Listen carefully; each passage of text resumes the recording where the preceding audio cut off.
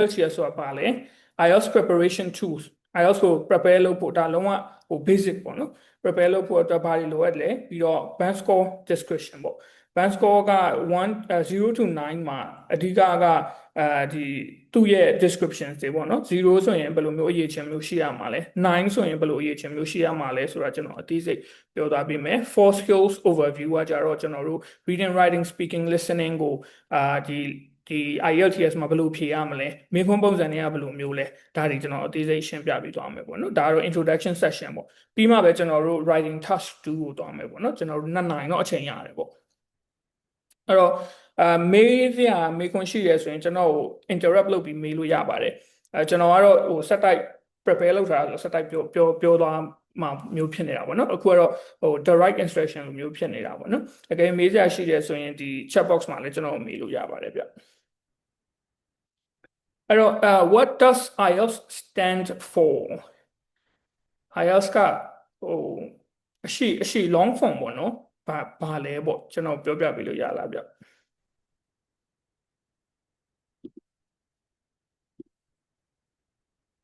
ကိုခက်ညာကျော်mute ဖြစ်နေဗျရပါ sorry ဟုတ်ကဲ့အဲ့တော့ IELTS ကကြတော့ကျွန်တော်တို့က IELTS ရဲ့ရှေ့ကပေါ့နော် IELTS is the International English Language Testing System ပေါ့နော်အဲ့ဒါသူ့ရဲ့အရှေ့ကပေါ့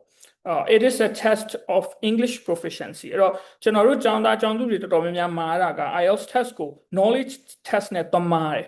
အမှန် IELTS test ကကျွန်တော်တို့ speaking reading writing listening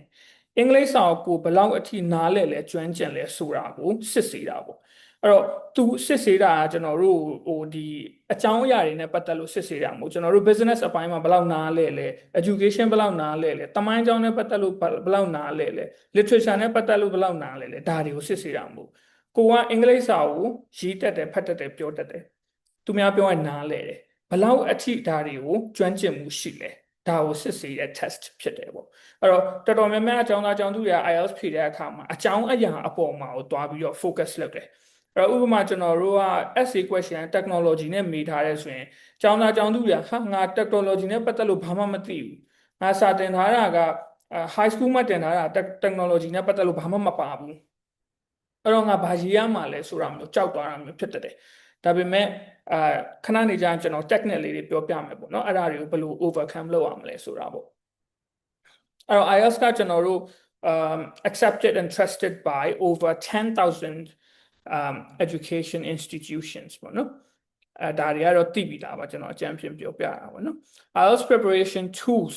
အဲ့တော့ IELTS ကိုကျွန်တော်ဘယ်လို prepare လုပ်မလဲပေါ့နော်အဓိက prepare လုပ်ရမှာအဆင့်၄ဆင့်ပဲရှိရပေါ့ပထမတစ်ဆင့် determine the type of IELTS test and score you need အဲ့တော့ကိုက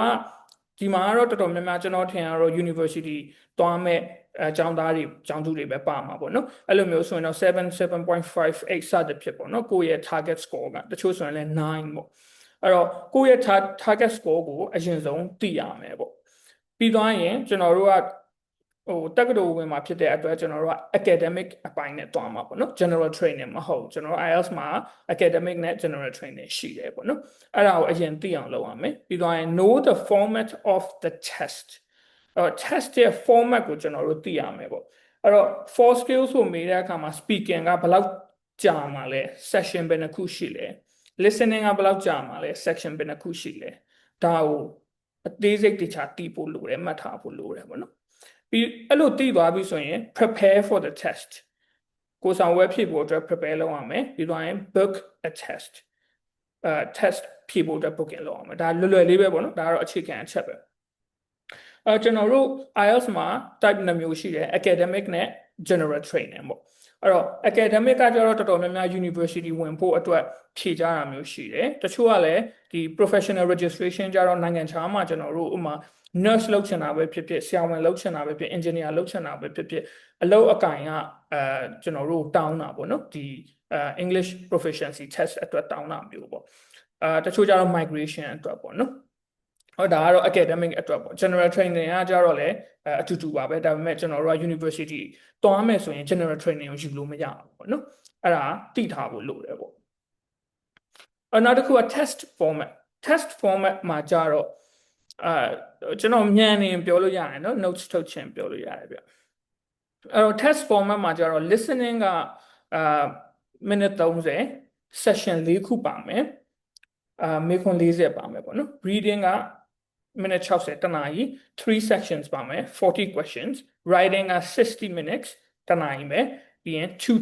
task 1နဲ့ task 2ပါမယ်အဲ့တော့speaking ကကြတော့7မိနစ်နဲ့14မိနစ်ဝန်းကျင်ပေါ့နော်14မိနစ်15မိနစ်ဝန်းကျင်3 parts ပါမယ်ပေါ့အဲ့ဒါက test format ပေါ့ဒါကိုတိကျသိထားဖို့လိုတယ်ပေါ့နော်ပုံမှန်ဆိုရင်တော့ကျွန်တော်တို့က listening reading writing ကိုတစ်ရက်ဖြည့်ရပြီးတော့မှ speaking ကိုတို့ကနောက်ရက်ပြန်ချိန်တာမျိုးရှိတယ်ပေါ့စုပေါင်းတော့ကျွန်တော်တို့ကဒီ test ၄ခုလုံးဖြည့်တာ3နာရီနီးပါပေါ့နော်IELTS marking criteria ပေါ့နော် marking criteria ဆိုတော့ကျွန်တော်တို့ examiner တွေကျွန်တော်တို့ဖြည့်တဲ့အဖြေစာရွက်ကိုစစ်တဲ့ examiner တွေကဒီအချက်၄ချက်ကိုကြည့်ပြီးတော့ကျွန်တော်တို့အမှတ်ပေးတယ်အဲ့တော့အဲ့အချက်၄ချက်ကဒါနောက်ပိုင်းမှာလည်းပြန်ပါမှာပါကျွန်တော်ပြန်ပြောပြပေးမယ်ပေါ့နော်အခုကတော့အကြံဖြင့်ကျွန်တော်ပြောပြတာပေါ့ပထမချက် task achievement ပေါ့နော် task achievement ကကြတော့မေခွန်းမှာပါတဲ့ဒီအကြောင်းအရာကိုကျွန်တော်တို့ဓာတ်ရိုက်ဖြည့်ဆိုထားခြင်းရှိမရှိပေါ့နော်တချို့ကြတော့မေးတဲ့ဟာကိုမဖြည့်ဘဲနဲ့တခြားအကြောင်းအရာတွေကိုဖြည့်လိုက်တာမျိုးရှိတယ်အဲ့ဒါဘလို့တက်ရောက်သွားလဲဆိုတော့ကျွန်တော်တို့မေခွန်းနားမလဲဘူးဆိုတော့တက်ရောက်မှုဖြစ်သွားတယ်ပေါ့အဲ့တော့မေခွန်းကမေးတဲ့ဟာကိုဓာတ်ရိုက်ကိုကဖြည့်နိုင်ရမယ်ဒါ task achievement ပေါ့နော် coherence and cohesion ဆိုတာကျွန်တော်တို့စကားပြောရင်ပဲဖြစ်ဖြစ်စာရင်းရင်ပဲဖြစ်ဖြစ်စာပိုက်တစ်ခုနဲ့တစ်ခုအချိတ်ဆက်ရှိရမယ်စာကြောင်းတစ်ကြောင်းနဲ့တစ်ကြောင်းအချိတ်ဆက်ရှိရမယ်ပေါ့နော်စကားပြောရင်လည်းကျွန်တော်တို့အကြောင်းအရာတစ်ခုနဲ့တစ်ခုကိုချိတ်ဆက်ထားတဲ့ဥပမာfor example တို့ for instance တို့ however although အဲ့လိုမျိုး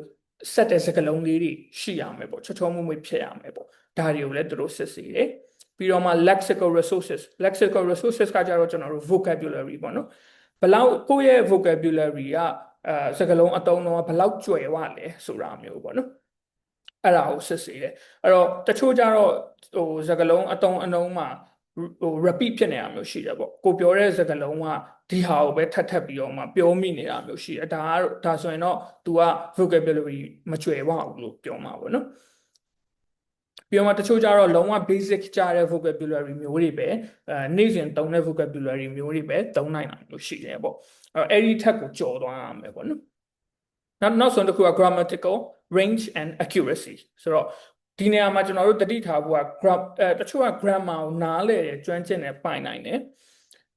ဒီ complex sentence တွေကိုလည်းရေးနိုင်တယ်ပေါ့နော်စာကြောင်း2ကြောင်း3ကြောင်းဆက်ပြီးတော့မှရေးနိုင်တယ်တော်တယ်ဒါပေမဲ့အဲ့ဒီဟာတွေကတိကျဖို့လိုတယ် accurate ဖြစ်ဖို့လိုတယ်ပေါ့နော်တချို့နေရာတွေမှာ comma ကြံခဲတာတို့ပါလို့ဆိုရင်လည်းမရဘူးပေါ့အဲ့ဒီမှာအမှန်လျော့မယ်ပေါ့အဲ့တော့ကိုက grammar ကို complex sentence နဲ့အရှိကြီးသုံးချင်တယ်ဆိုရင်မှန်ကန်သုံးထပ်ဖို့လိုတယ်ပေါ့နော်အဲ့ဒါလည်းအရေးကြီးတယ်ပေါ့အဲ့တော့အဲ့ဒီ၄ချက်ကကျွန်တော်တို့ကသူတို့ပြီးတဲ့အခါမှာတစ်ချက်ကို 25% နဲ့ပြီးသွားတာပေါ့၄ချက်ဆိုတော့ 100% ပေါ့နော်အဲ့တော့ဒီ 4 skills ၄ခုလုံးသူတို့စစ်ဆေးတဲ့အခါမှာဒီအချက်၄ချက်နဲ့ပဲတိုက်ပြီးစစ်ဆေးသွားတာပေါ့အဲ့တော့ IELTS ဖြေမဲ့လူတွေအနေနဲ့ဒီအချက်၄ချက်ကိုအတွင်းကြအသေးစိတ်တိကျနားလည်ထားဖို့လိုတယ်ပေါ့အဲ့တော့ကိုက speaking skills မှာ grammar နဲ့ပတ်သက်လို့လိုအပ်နေတယ်ဆိုရင် grammar ကိုဖြည့်ပြီးတော့မှဖြည့်ရမှာပေါ့နော်အဲ့ဒါကြောင့်မို့ကျွန်တော်တို့ကဒီ IELTS class တွေမှာဆိုရင်ဒီ ready test တွေဖြည့်ခိုင်းတာပေါ့နော် practice test တွေဖြည့်ခိုင်းတယ်ဆိုတာ practice test ဖြည့်ပြီးရင်ဆရာက feedback ပြန်ပေးတဲ့အခါမှာကိုယ့်ရဲ့ကျောင်းသားအနေနဲ့ကိုယ့်ရဲ့လိုအပ်ချက်ကဘယ်တစ်ခုလဲဆိုတာကိုတိကျပြန်ကြည့်ဖို့လိုတယ်ပေါ့နော်တချို့ကျတော့ number 2နဲ့4လိုတာရှိတယ်တချို့ကျတော့ vocabulary အပိုင်းမှာလိုတာရှိတယ်အဲ့ဒါတွေကိုကျွန်တော်တို့ကပြန်ပြီးတော့မှဖြည့်ရတာပေါ့နော်vocabulary အပိုင်းမှာလိုရဲဆိုရင်လည်းစာများများပြန်ဖတ်ပြီးတော့ကိုယ့်ရဲ့ vocabulary ကို build up ပြန်လုပ်ရတာပေါ့နော်ဒါကတော့ကျွန်တော်တို့ band score description ပေါ့နော် band score description ဆိုတော့ band score ကကျွန်တော်တို့က0 to အားလုံးသိကြတဲ့အတိုင်းပဲ9အထိရှိတာပေါ့နော်0 to 9အထိရှိတဲ့အတွက်0ကတော့ did not attempt လာမဖြေဘူးပေါ့နော်1ကကြတော့ non user မသုံးသက်တယ်2ကကြတော့ intermittent user နည်းနည်းသုံးလို့အဆင်ပြေတယ်ပေါ့နော်3ကကြတော့ extremely limited user 4က limited user 5က modest user အလဲအလဲဖြစ်သွားတယ်ပေါ့နော်5ကကြတော့အဲ့တော့ကျွန်တော်တို့များသောအားဖြင့်ကျွန်တော်တို့နာအထက်တန်းကျောင်းသားတွေကဒီလောက်ကနေစတာပေါ့နော်6 7 8 9အဲ့လောက်ကနေစတာပေါ့နော်အဲ့တော့6ကကြတော့ competent user ဒီမှာကြတော့ကျွန်တော်အသေးစိတ်နည်းနည်းပြန်ဖတ်ပြပေးမယ်A competent user has generally effective command of the language despite some inaccuracies, inappropriacies, and misunderstandings. စာကြောင်းစကားလုံးတွေကိုကောင်းကောင်းမွန်မွန်အသုံးပြုနိုင်တယ်။ဒါပေမဲ့တချို့နေရာတွေမှာတိကျမှုမရှိဘူး။နည်းနည်းလွဲချော်နေတာတွေရှိတယ်။ကျွန်တော်ခုနပြောတဲ့အချက်၄ချက်မှာနည်းနည်းလွဲချော်နေတယ်။ inappropriate ဖြစ်တယ်။အဆက်မှုတိတ်မရှိဘူး။ misunderstandings နားလည်မှုလွဲတာလေးတွေနည်းနည်းရှိတယ်ပေါ့နော် can use and understand fairly အသင့်အသုံးပြုနိုင်တယ် complex language ကျွန်တော်ခက်ခဲတဲ့ language တွေကိုအသင့်အသုံးပြုနိုင်တယ်ပေါ့နော်အဲ့လိုမျိုးအဆင့်ရှိရဆိုတော့ကျွန်တော်တို့က band score 6လောက်ရနိုင်တယ်ပေါ့အဲ့တော့ band score 6မဟုတ်ဘူးကိုယ့်ရဲ့university က7မဟုတ်ရင် 7.5 8 down နဲ့ဆိုရင်ကျွန်တော်တို့ကဒီ7 level အထိရအောင် good user ဖြစ်အောင်ကြိုးစားမှာပေါ့နော် good user မှာကျတော့ has operational command of the language though with occasional accuracy ဆိုတော့ဒီမှာကျတော့ occasional ဖြစ်သွားတယ်ပေါ့နော် occasional ဆိုတာကကြာမှတစ်ခါမှားတာမျိုးပေါ့နော် inaccuracies inappropriacies and misunderstandings အပေါ်နဲ့အတူတူပဲပေါ့နော်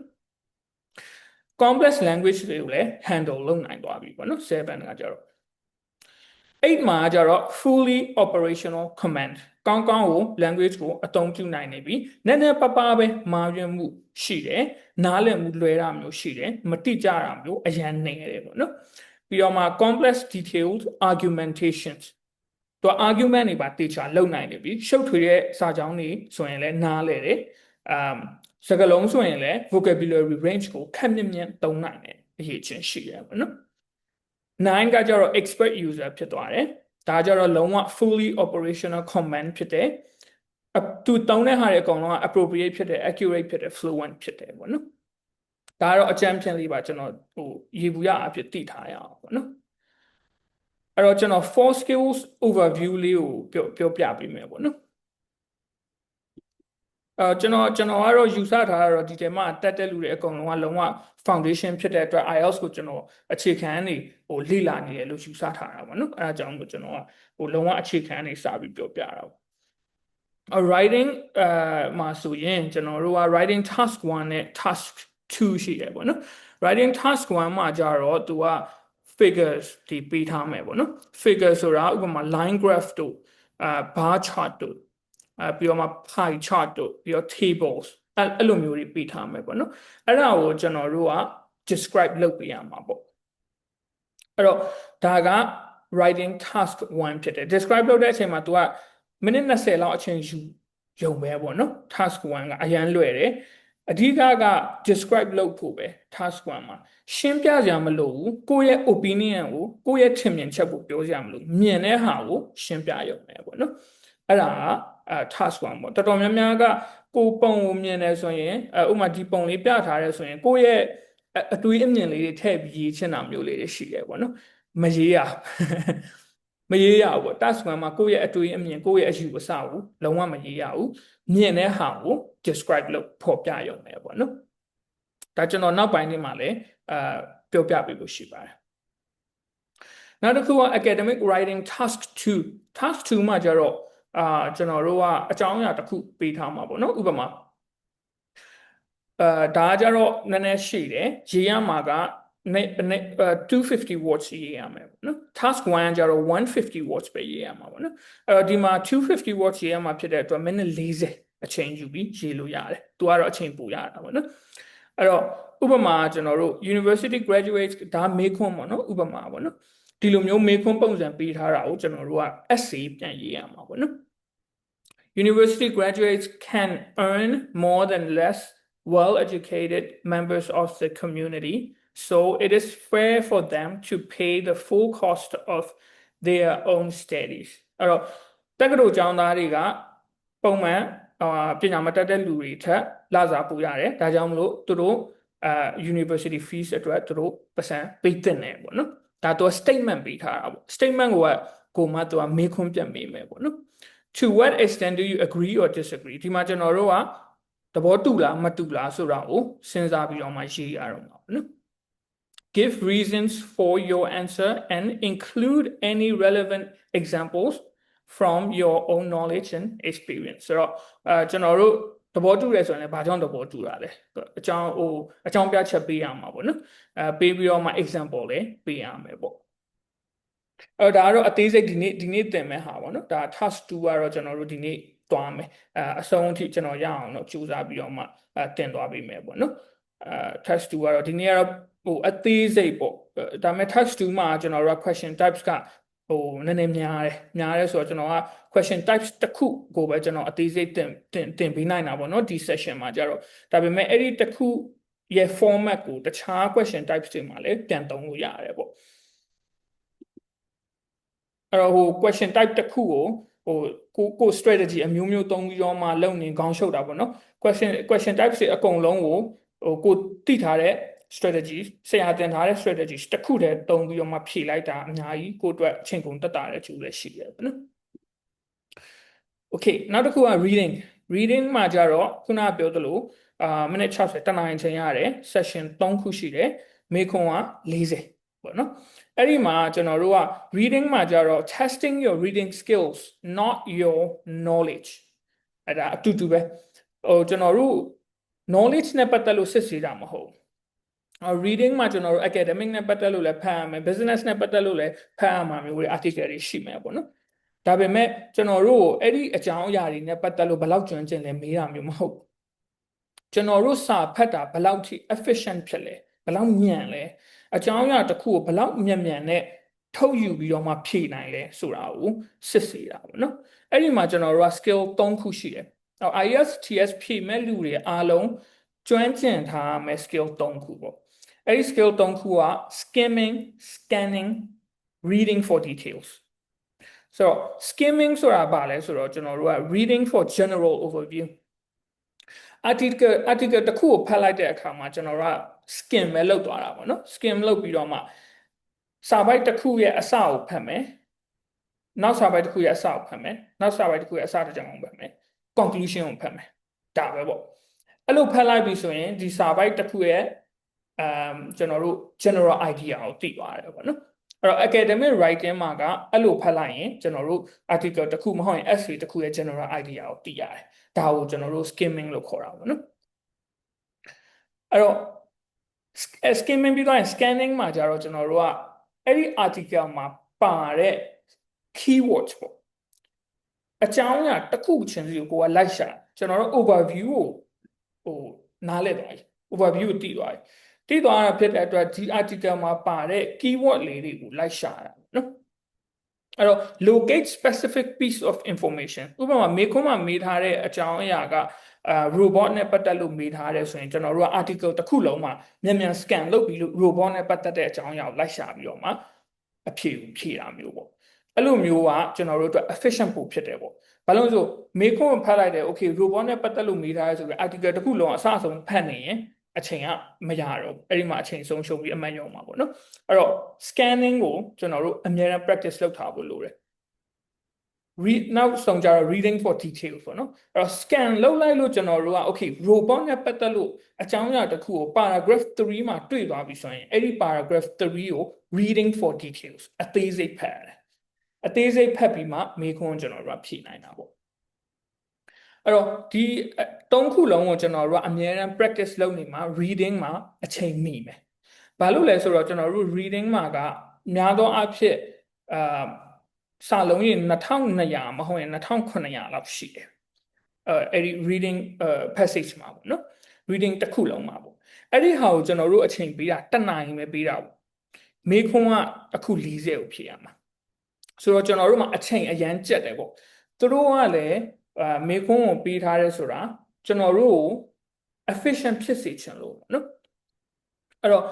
အကြောင်းအရာတစ်ခုကိုဖတ်ပြီးတော့မြန်နားလဲတယ်မေခွန်းမြန်ဖတ်တယ်မြန်ဖြေနိုင်တယ်ဆိုတဲ့အရေးအချင်းကိုရစေချင်လို့အချိန်နည်းနည်းနဲ့မေခွန်းမြန်ပေးထားတာဖြစ်တယ်အဲ့လိုဒီဇိုင်းလုပ်ထားတာပေါ့နော်အဲ့လိုမျိုးဆိုတော့ကျွန်တော်တို့ကအမြဲတမ်း reading အတွက် practice လုပ်နေဖို့လိုအပ်တယ် skimming scanning reading for details ကိုတေချာကျွမ်းကျင်သွားဖို့လိုအပ်တယ်ပေါ့နော်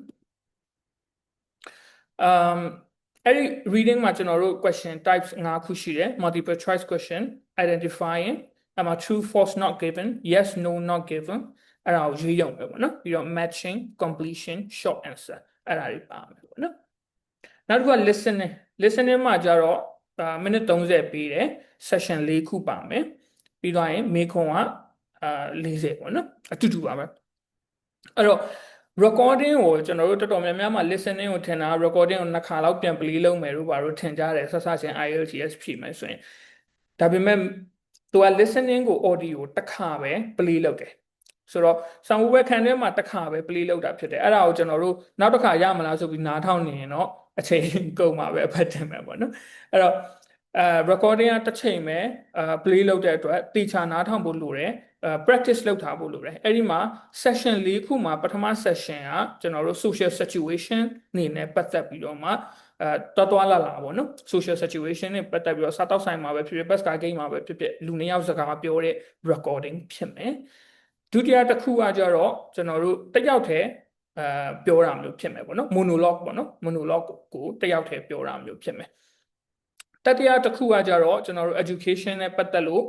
training တစ်ခုခုနဲ့ပတ်သက်လို့3ယောက်မဟုတ်ရင်4ယောက်ကစကားပြောတာမျိုးဖြစ်မယ်ဒီနေရာမှာကျွန်တော်နည်းနည်းခတ်သွားတယ်ပေါ့နော်နည်းနည်းနံပါတ်3မှာနည်းနည်းစခတ်လာတယ်ပေါ့ဘာလို့ဆို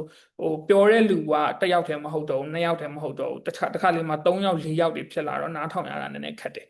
အဲဒါကြောင့်မလို့ practice လုပ်ထားဖို့လိုတယ်ပေါ့နော်နံပါတ်4ရောက်တဲ့အခါကျတော့ဒီဟာအခက်ဆုံးဖြစ်သွားတယ်တောင်းတတော်တော်များများဒီမှာအခက်ခဲဖြစ်တယ်ပေါ့နော်သူက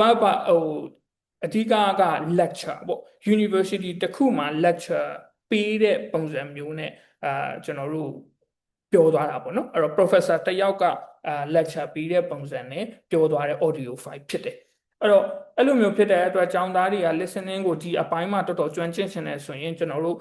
lecture တွေတော်တော်နားထောင်ဖို့လိုတယ်YouTube မှာဆိုရင်လည်း lecture တွေအများကြီးရှိတယ် TED Talk တွေရှိမယ်ပေါ့နော်အဲ့တော့ academic နဲ့ပတ်သက်တဲ့ဟာတွေတော်တော်များများနားထောင်ထားဖို့လိုတယ်ပေါ့ဘာလို့လဲဆိုတော့ဒါကအခက်ဆုံးပဲတခါလေဆိုရင် biology နဲ့ပတ်သက်တာတို့physics နဲ့ပတ်သက်တာတို့အဲ့လိုမျိုးတွေပါလာတတ်တယ်ပေါ့နော်နောက်ဆုံး speaking ကကြတော့ကျွန်တော်ခုနပြောသလို17မိနစ်ကနေ14မိနစ်လောက်interview ပေါ့နော်one on one ပေါ့နော်ဒီ examiner နဲ့စကားပြောရတယ်အဲဒီမှာ part 1မှာ introduction and interview ပေါ့အဲ့တော့ part 1ကကြတော့အဓိကမေးခွန်းလေးတွေပဲမေးတာပေါ့နော်မေးတဲ့ဟာလေးတွေကိုကိုကပြန်ဖြေလိုက်ရုံပဲပေါ့နော်ဒါပေမဲ့ဘာကြောင့်လဲဆိုတာတော့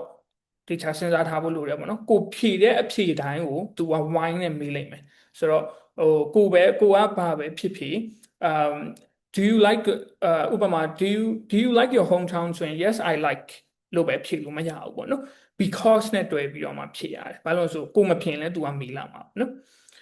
ပြီးတော့ part 2ကကြတော့ candidate speaks and interrupted for 2 minutes ဆိုတော့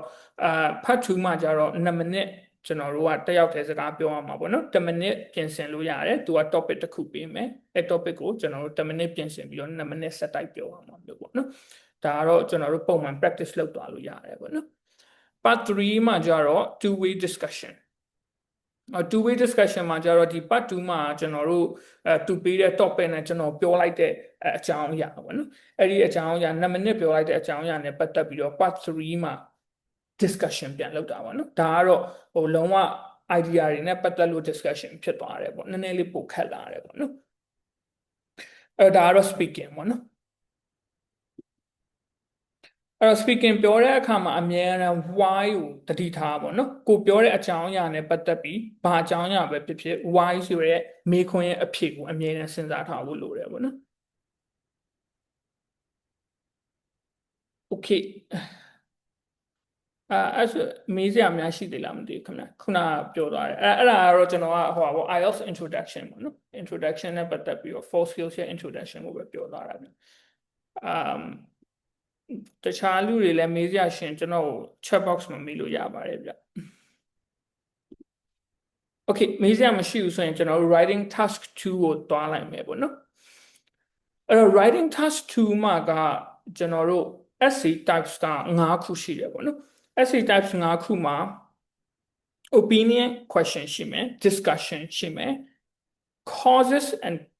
causes question ရှိမယ် problems and solution ပေါ့နော်အဲ့ဒါတော့အတူတူပဲပေါ့နော် advantage and disadvantage double question ပေါ့နောက်ပိုင်းမှာကျွန်တော်အဲ့ဒါတွေကိုအသေးစိတ်ပြန်ပြီးတော့မှရှင်းပြပေးမယ်ပေါ့နော်အဲ့ question type တွေကိုဘယ်လိုဖြေရမလဲဆိုတာဒီနေ့တင်မှာတော့ကျွန်တော်က double question ကိုပဲအဓိကတင်မှာပေါ့နော်အဲ့ဒီ double question ကိုတင်လိုက်တာနဲ့အပေါ်က၄ခုလုံးကိုလည်း strategy ဒီ strategy ပဲသုံးပြီးတော့မှဖြေလို့ရတယ်strategy ဒီတစ်ခုတည်းကိုသုံးလို့ရတယ်ပေါ့နော်အဲ့တော့ double question ဆိုတာကဘာတွေလဲပေါ့နော် double question ကဘာလဲပေါ့double question ကပုံမှန်အားဖြင့်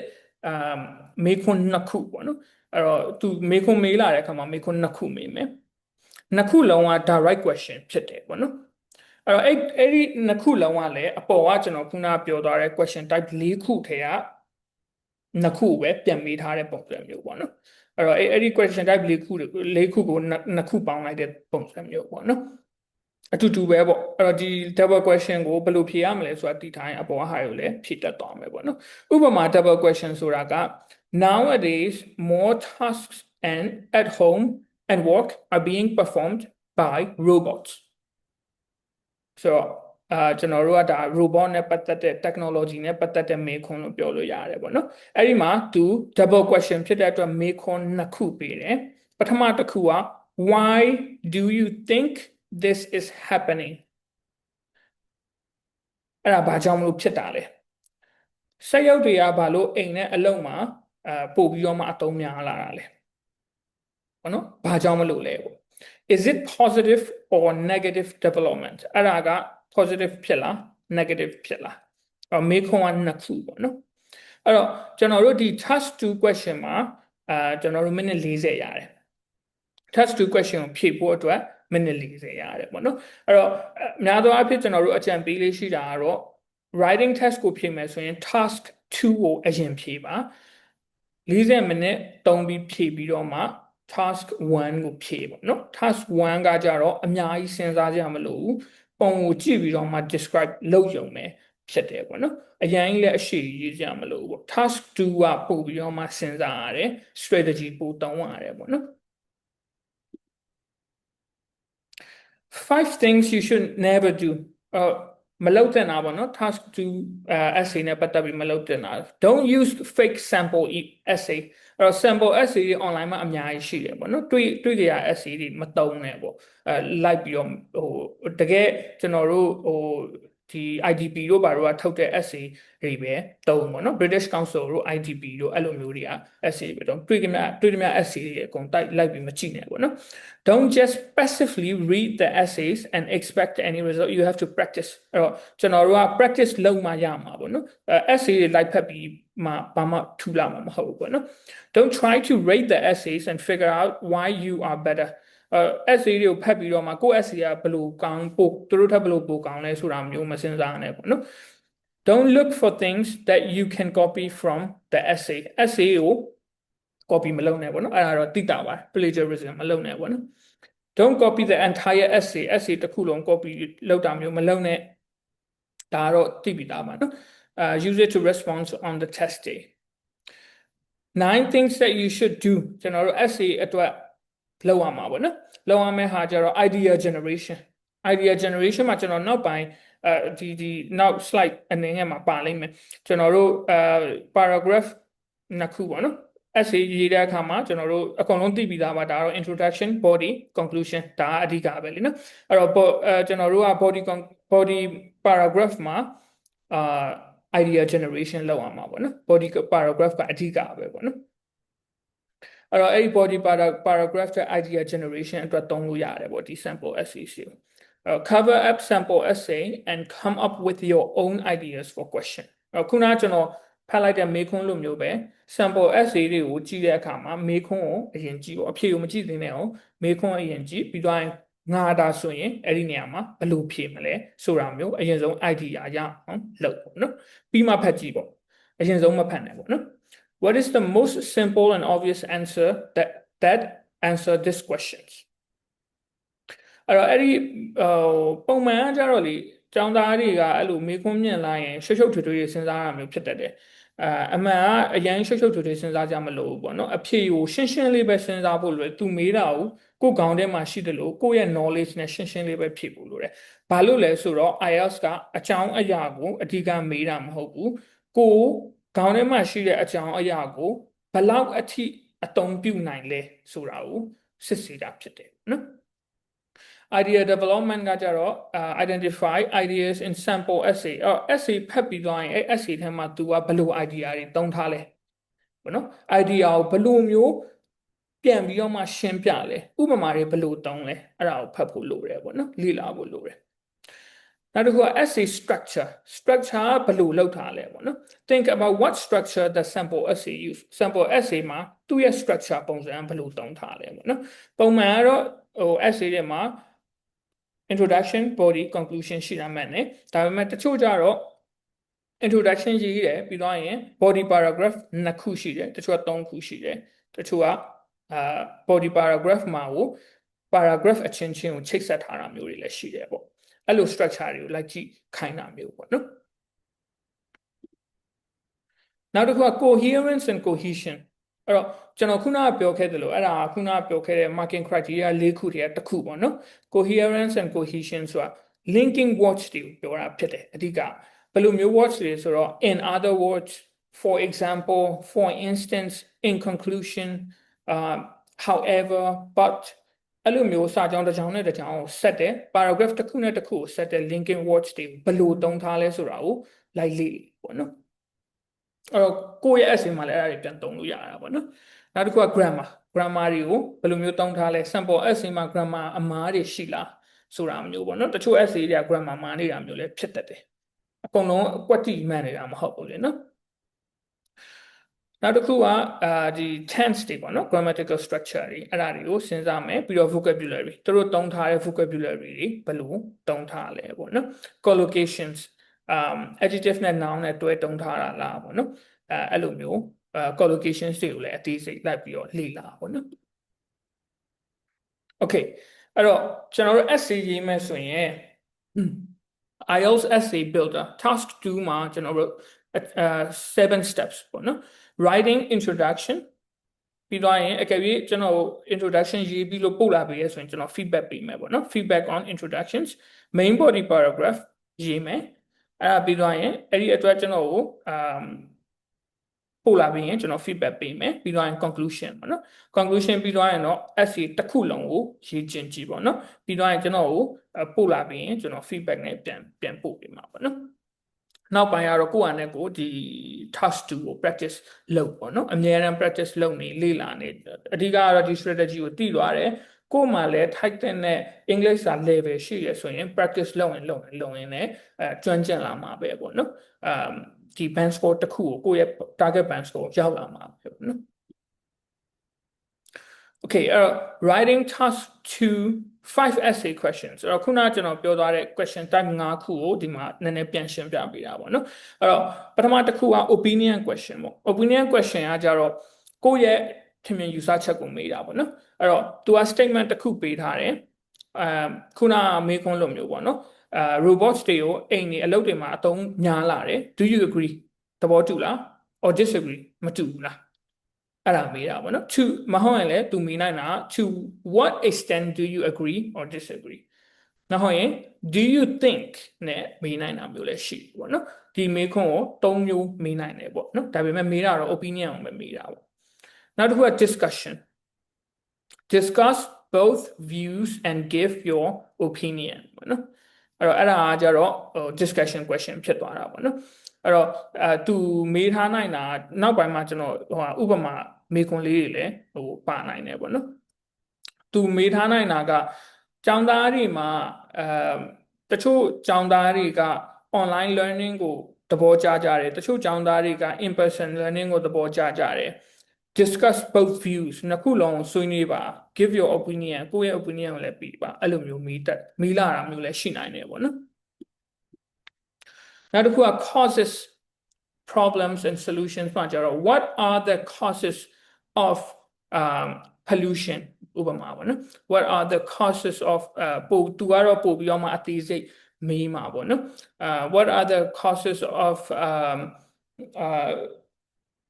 increase of childbirth in Myanmar in China ပေါ့နော်အဲ့လိုမျိုးမေးရင်ကိုကသူ့ရဲ့ဘာလို့ဒီပြဿနာဖြစ်နေတာလဲဆိုတာမျိုးကိုကပြန်ဖြေရမှာပေါ့နော် What problems does X cause what are some possible solution ဒါအတူတူပဲကျွန်တော် problems and solution ကိုဖြေရတဲ့ essay type ပဲပေါ့နော်နောက်တစ်ခု advantage and disadvantages အဲ့တော့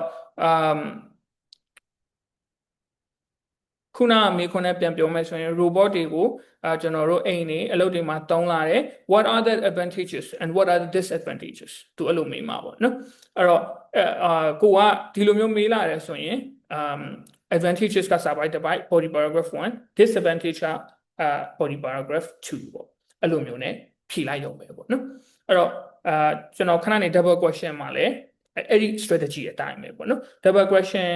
ကျွန်တော်ခဏနေသင်ပြီးသွားရင်တော့သဘောပေါက်သွားလိုက်မယ်ဒီအပေါ်က၄ခုကိုလည်း more or less ဖြည့်နိုင်သွားလိမ့်မယ်ပေါ့နော်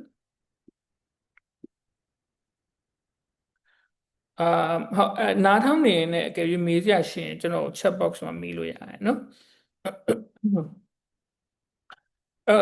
နောက်တစ်ခုက double question ဒီနေ့သင်မယ်ဟာပေါ့နော် normally two direct questions ကျွန်တော်ခုနပြသွားတဲ့မေးခွန်းပုံစံလေးပေါ့နော် okay ဒါကခုနပါပြီးသား slide ပေါ့နော်double question ဆိုတာပါလဲပေါ့အဲ့တော့ structure ကိုကျွန်တော်တို့ပြန်ပြောမယ်ဆိုရင် four paragraphs ကျွန်တော်တို့စိတ်ထဲမှာမှတ်ထားလိုက်တော့ပေါ့နော်essay ရေးမယ်ဆိုရင် four paragraphs ပဲရေးစရာလိုတယ် no extra marks for more paragraph ထပ်ရေးရင်လည်း paragraph 5ခု6ခု9ခုရေးရင်လည်းအမှတ်ပိုမရဘူးပေါ့နော်အဲ့တော့ paragraph 4ခုပဲရေးမယ် first paragraph က introduction second paragraph က main body paragraph 1 third paragraph က main body paragraph 2 fourth paragraph က conclusion နော်အဲ့တော့body paragraph နှစ်ခုရှိမယ် introduction ရှိမယ် conclusion ရှိမယ်ပေါ့နော်အဲ့ဒါကကျွန်တော်တို့ရဲ့ structure ဖြစ်သွားမယ်ပေါ့နော်အဲ့ဒီ structure မှာကျွန်တော်တို့ဒီမေးခွန်းလေးပြန်ဖတ်ကြည့်မယ်ပေါ့နော်အဲ့တော့ introduction ကိုဘယ်လိုရေးမလဲပေါ့ introduction စရေးကြည့်မှာပေါ့နော် introduction စရေးကြည့်မယ်ဆိုရင်မေးခွန်းမှာသူပေးထားတာ nowadays more tasks at home and work are being performed by robots. Why do you think this is happening? Is it a positive or negative development? So, ကျွန်တော်တို့ introduction မှာရှင်းရှင်းလေးပဲ introduction မှာဘာလုပ်ရမှာလဲဆိုတော့ introduce လုပ်ရမှာပေါ့နော် introduction မှာကျွန်တော်တို့ကမိတ်ဆက်ရမှာမိတ်ဆက်မှာဖြစ်တဲ့တော့ဘာကိုမိတ်ဆက်မှာလဲဆိုတော့မေးခွန်းမှာပါတဲ့အကြောင်းအရာကိုမိတ်ဆက်မှာဘာလို့လဲဆိုတော့ကျွန်တော်တို့ဖြေမှာကမေခွန်းမှာပါတဲ့အကြောင်းအရာကိုအသေးစိတ်ဖြည့်ပြီးမှဖြစ်တယ်အဲ့တော့မေခွန်းမှာပါလဲဆိုတော့ပထမဆုံး nowadays more tasks at home and work are being performed by robots အဲ့ဒါ statement ပေါ့နော်ကျွန်တော်အဲ့ဒါကို introduce လုပ်ပေးရမယ်ပြီးတော့ရင်အောက်ကမေခွန်းနှစ်ခုကအဲ့ဒီမေခွန်းနှစ်ခုကိုကျွန်တော်တို့ paragraph 1အတွက် body paragraph ပေါ့နော်main body paragraph 1အတွက်ပထမမေခွန်းကိုသုံးမယ် main body paragraph 2အတွက်ဒုတိယမေခွန်းကိုသုံးမယ်ပေါ့အဲ့တော့ first main body paragraph အတွက်ကပထမမေခွန်းဖြစ်တယ် why do you think this is happening ကိုသုံးမယ် second main body paragraph အတွက်က is it a positive or negative development ဆိုတာကိုသုံးမယ်ပေါ့နော် conclusion ကကြတော့အဲ့ဒါတွေအကုန်လုံးကိုပြန်ပြီး summarize လုပ်လိုက်ရုံပဲပေါ့ okayဒါအကြမ်းဖြင့်တိသွားပြီဆိုတော့ကျွန်တော်တို့ introduction ကိုဘယ်လိုရေးမလဲပေါ့ introduction ရေးတဲ့အခါမှာအဆင့်5ဆင့်ပေါ့နော်ပထမတစ်ဆင့်က question analysis question မေးခွန်းမေးထားတာကိုကျွန်တော်တို့အရင်ဆုံး analyze လုပ်မယ် analyze လုပ်တယ်ဆိုတာအဓိကနားလည်ဖို့ပေါ့နော်မေးခွန်းကိုသေချာနားလည်ဖို့အတွက်ကျွန်တော်တို့မေးခွန်း analyze လုပ်မယ်ဒုတိယအဆင့်မှာ decide your answer အဖြေကိုဆုံးဖြတ်မယ်အဲ့တော့မေးခွန်းကိုသေချာနားလည်ပြီးဖတ်ပြီးသွားပြီဆိုရင်အဖြေကငါဘာဖြေမှာလဲဒီ essay မှာငါပါသဘောတူရဖြစ်မှာလားမတူဖြစ်မှာလား positive ဖြစ်မှာလား negative ဖြစ်မှာလားအဲ့ဒါကိုစဉ်းစားရမယ်အဲ့တော့စဉ်းစားတဲ့အခါမှာဘာကြောင့်မလို့သဘောတူတယ်ဖြစ်မှာလဲဘာကြောင့်မလို့မတူဖြစ်မှာလဲအဲ့ဒါကိုလည်းစဉ်းစားရမှာပေါ့နော်အမြဲတမ်းကိုက justify လုပ်ရမှာပေါ့နော်ကိုယ့်ရဲ့အဖြေကိုဖြေပြီးသွားပြီဆိုရင် justify အမြဲလုပ်ရတယ်ပေါ့ have it clear in your mind on what you will start writing အဲ့တော့ခေါင်းထဲမှာရှင်းရှင်းလေးရှိဖို့လိုတယ်ပေါ့နော်အဲ့တော့ခေါင်းထဲမှာပေါ်လာတဲ့ဟာကပထမဆုံးပေါ်လာတဲ့ဟာအရှင်းဆုံးပဲအရင်ထွေထွေတူတူကြီးbrainstorm လုပ်ပြီးတော့မှအရင်ရှုပ်ရှုပ်ထွေထွေစဉ်းစားနေစရာမလိုဘူးပေါ့နော်အဲ့တော့ခေါင်းထဲမှာရှုပ်ရှုပ်ထွေထွေစဉ်းစားမိသွားရင်စာရွက်ပေါ်မှာထွက်လာရင်လည်းရှုပ်ရှုပ်ထွေထွေတွေထွက်လာမှာပေါ့အဲ့တော့ခေါင်းထဲမှာစဉ်းစားတဲ့အခါမှာရှင်းရှင်းလေးပဲပေါ်လာတဲ့ဟာကိုစဉ်းစားလိုက်ရုံပဲပေါ့နော်ပြီးတော့ idea development ပေါ့နော်အဲ့ဒီမှာကျွန်တော်တို့ idea ထွက်လာမယ်အဲ့ idea ကို develop ပြန်လုပ်မယ်ပြီးတော့ရင် structure planning အဲ့တော့ paragraph ရဲ့ structure ပေါ့နော် paragraph ကိုဘယ်လိုရေးမှာလဲပေါ့နော်ပြီးတော့ရင်writing introduction ပေါ့အဲ့မှာ introduction plan လုပ်ပြီးမှ introduction စရေးမယ်ပေါ့နော် okay အဲ့တော့ stage 1ပေါ့ step 1တော့မယ်ဆိုရင်ကျွန်တော် question analysis မှာ nowadays more tasks at home and work are being performed by robots ဆိုတော့ဒါမေးခွန်းကတော့တည်ပြီးသားပါနော်အဲ့တော့အဲ့ဒီမေးခွန်းမှာကျွန်တော်တို့ analyze လုပ်လိုက်တဲ့အခါမှာမေးခွန်းရဲ့ topic ကဘာလဲဆိုတော့ technology နဲ့ဆိုင်တယ်ပေါ့နော် technology topic ဖြစ်တယ်ပေါ့သူ့ရဲ့ keyword ကဘာလဲဆိုတော့ robotics home work human ပေါ့နော်အဲ့တော့သူ့ရဲ့sorry ဒီမှာ keyword ကမပါ human မပါဘူးနော်ကျွန်တော် paraphrase လုပ်ထားတဲ့ဟာတွေကနေထည့်တာ human မပါဘူးအဲ့တော့ keywords က robotics home work အဲ့ဒါအဓိက keywords ပေါ့နော်နောက်တစ်ခုက instruction ကကြတော့သူ့ရဲ့မေးခွန်းနှစ်ခုကကျွန်တော်တို့ကို instruct လုပ်တာပေါ့နော်ဖြေခိုင်းတာဘာလုပ်ရမလဲပေါ့နော် why do you think this is happening instruction ပဲပေါ့နော်ဘာကြောင့်ဖြစ်လဲဆိုတာကျွန်တော်တို့ပြန်ဖြေရမယ် is it positive or negative development positive လား negative လားကျွန်တော်တို့ပြန်ဖြေရမယ်အဲ့တော့ okay question analyze လုပ်လိုက်ပြီမေးခွန်းကိုလည်းနားလည်ပြီဘာလုပ်ရမလဲဆိုတာလည်းသိပြီအဲ့တော့ကျွန်တော်တို့ stage 1ပြီးသွားပြီပေါ့နော် stage 2မှာကျတော့ decide your answer ကျွန်တော်တို့အဖြေကိုစဉ်းစားရမယ်ဘာဖြေမလဲ make a decision early on ကျွန်တော်တို့ဆုံးဖြတ်ချက်ချမယ်ပေါ့နော် this will mean you think and plan clearly writing is a reflection of your thinking student who think clearly about ကျွန်တော်ခုနပြောသလိုပေါ့နော်ကိုယ့်ရဲ့ခေါင်းထဲမှာရှင်းရှင်းလင်းလင်းလေးစဉ်းစားထားရင်ရေးတဲ့အခါမှာလည်းရှင်းရှင်းလင်းလင်းလေးထွက်လာမယ်ပေါ့နော်အဲ့တော့အဖြေဖြေတဲ့အခါမှာရှုပ်ရှုပ်ထွေထွေတွေအရင်စဉ်းစားကြမလို့ပေါ့သူ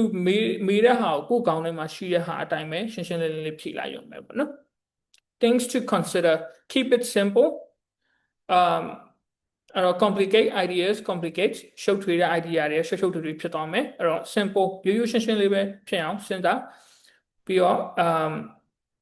straightforward answer is the best ဆိုတော့ကိုယ်ခေါင်းထဲမှာရှင်းရှင်းလေးထွက်လာတဲ့စာကidea ကကျွန်တော်တို့ပြန်ရေးတဲ့အခါမှာရှင်းရှင်းလင်းလင်းလေးရေးလို့ရမယ်ပေါ့နော်နောက်ပြီးတော့မှ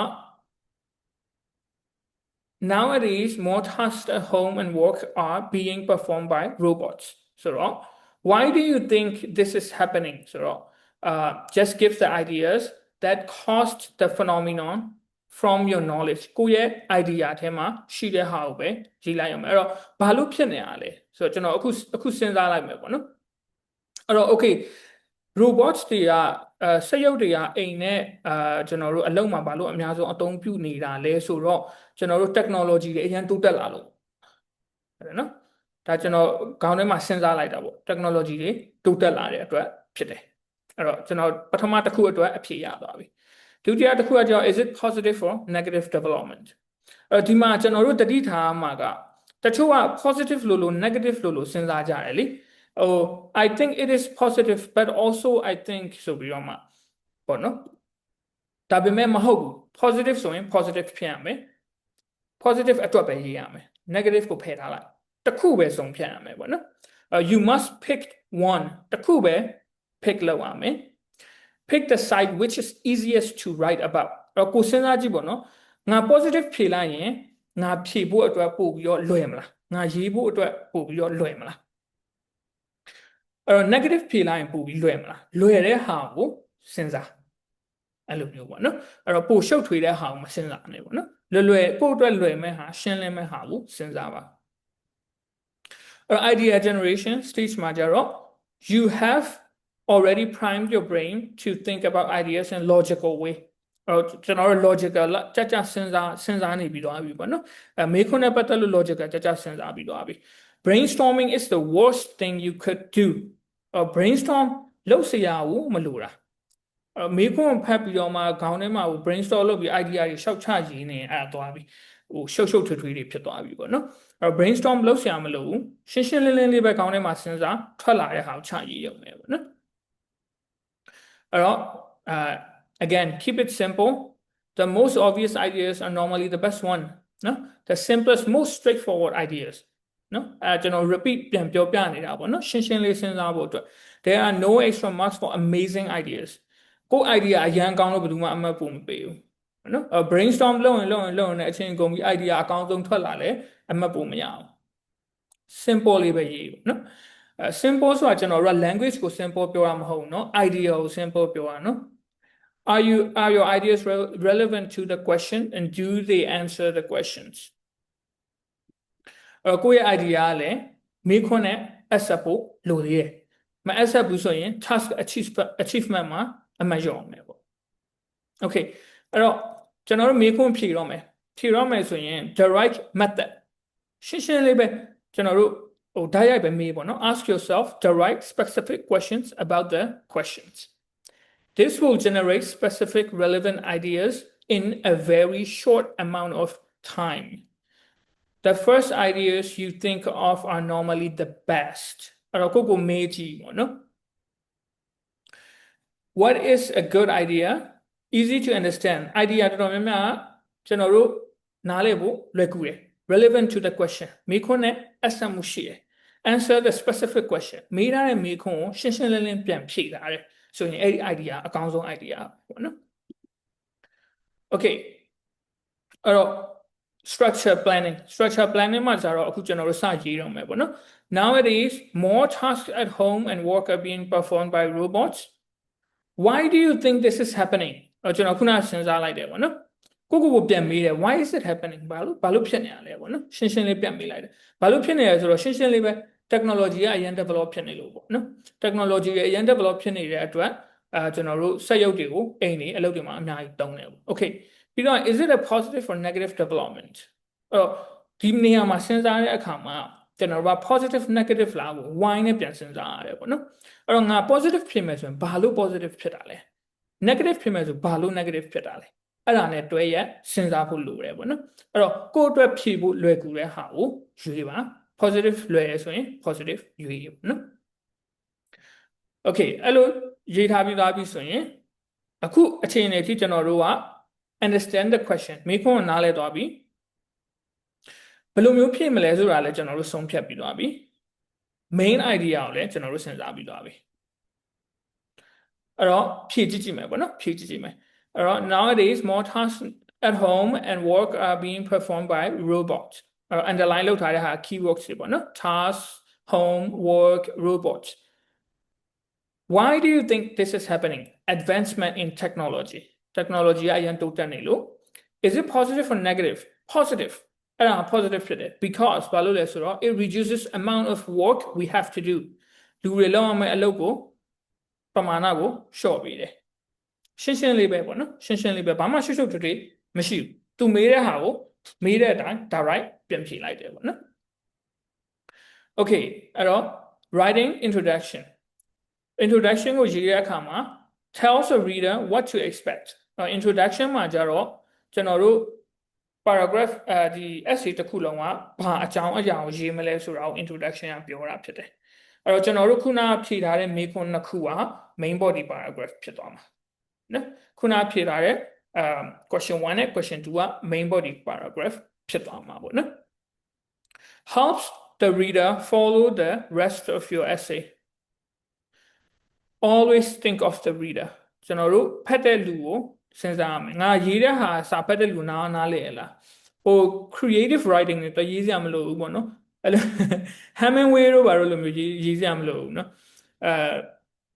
Tolstoy တို့ Hemingway တို့လိုမျိုးတရေးစရာမလိုဘူးနော်အဲ့လိုမျိုးဟိုစာဖတ်တဲ့လူကရှင်းရှင်းလင်းလင်းဖတ်လို့ရဖို့လိုတယ်ပေါ့နော်သူကအဲ့ဒါကိုပြောချင်တာပေါ့နော် help you get your thoughts in order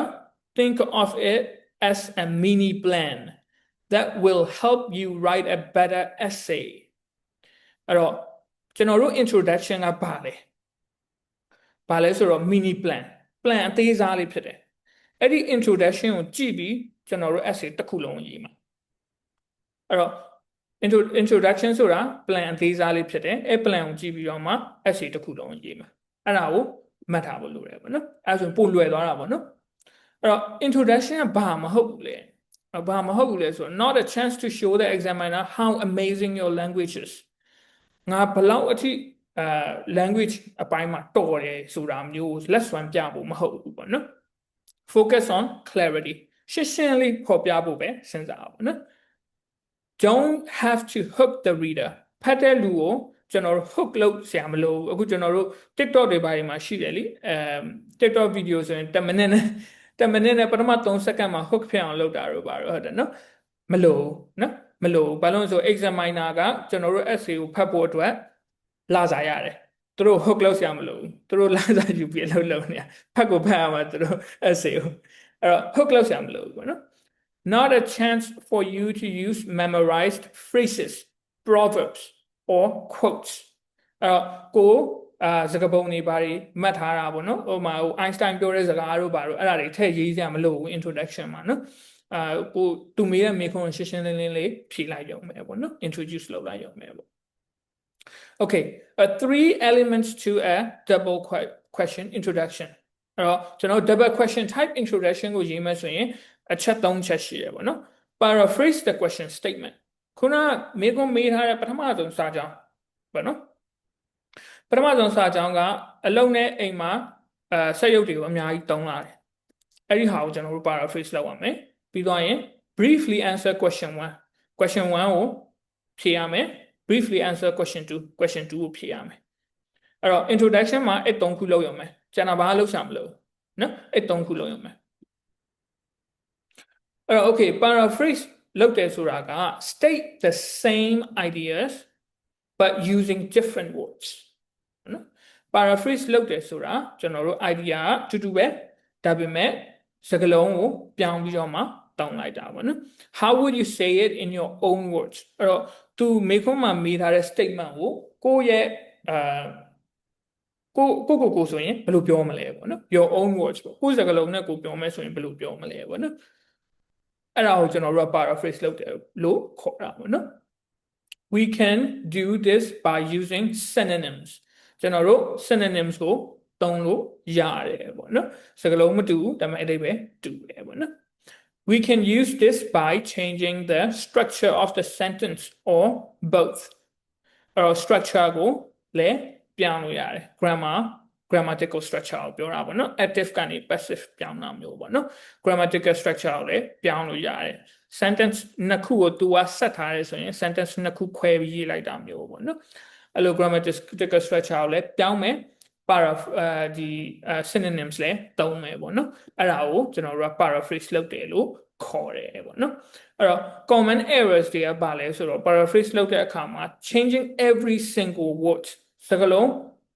အကုန်လုံးကိုတစ်ခုချင်းစီလိုက်ပြီးတော့မှတစ်ခုမကျန်လိုက်ပြောင်းတာမျိုးပေါ့နော်ဟို date တွေကအစလူနာမည်တွေကအစဟိုနေရာနာမည်အဲ့ဒါတွေကပြောင်းကြမလို့ဘူးပေါ့နော် changing words incorrectly တချို့ကျတော့စကားလုံးတစ်ခုကိုပြောင်းချင်တယ်အရင်ဒါပေမဲ့ကိုပြောင်းလိုက်တဲ့စကားလုံးကမှန်လားမမှန်လားမသိချဘူးပေါ့နော်အဓိပ္ပာယ်ကိုသိချမသိဘူးနားမလဲဘူးဆိုရင်မပြောင်းနဲ့ပေါ့နော်ကိုကဒီစကားလုံးကိုပြောင်းမယ်ကိုထဲမဲ့စကားလုံးကိုလည်းမှန်ကန်တယ်ဆိုတာကိုယုံကြည်မှုရှိမှပြောင်းပေါ့နော်ဘာလို့လဲဆိုရင်ကိုက paraphrase လည်းလုပ်လိုက်တယ်ဒါပေမဲ့ကိုထဲလိုက်တဲ့စကားလုံးကလည်းမာနေတယ်ဆိုရင်အမှတ်ကရော့အောင်ပါလी not thinking about grammar ကိုမစဉ်းစားရမျိုးမလုံးနဲ့ပေါ့နော် grammar ကိုစဉ်းစားရမယ် grammar structure ကိုပြောင်းရမယ်ပေါ့နော်synonyms မှာကျွန်တော်ခုနပြောသလို view ဆိုင်ရမယ်ပေါ့နော်ဥပမာ rich country ကိုတချို့က decadent kingdom လို့ပြောတယ်အတူတူပဲလို့ထင်ကြတယ်မတူဘူးပေါ့နော် decadent ဆိုတာကကျွန်တော်တို့ကအရန်ချမ်းသာပြီးတော့မှဟိုအစိုးဘက်ကိုရောက်သွားပြီပေါ့နော်ဟိုတချို့ဂဒေ80တထေးသားလိုမျိုးပေါ့ဗျာအရန်ချမ်းသာပြီးတော့မှအစိုးဘက်ကိုရောက်သွားတာမျိုးပေါ့နော်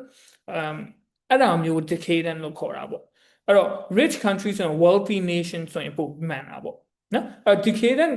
kingdom လို့တွဲရေးတဲ့ဆိုရင် decadent ကဟုတ်တယ်ဟို band 8တို့9တို့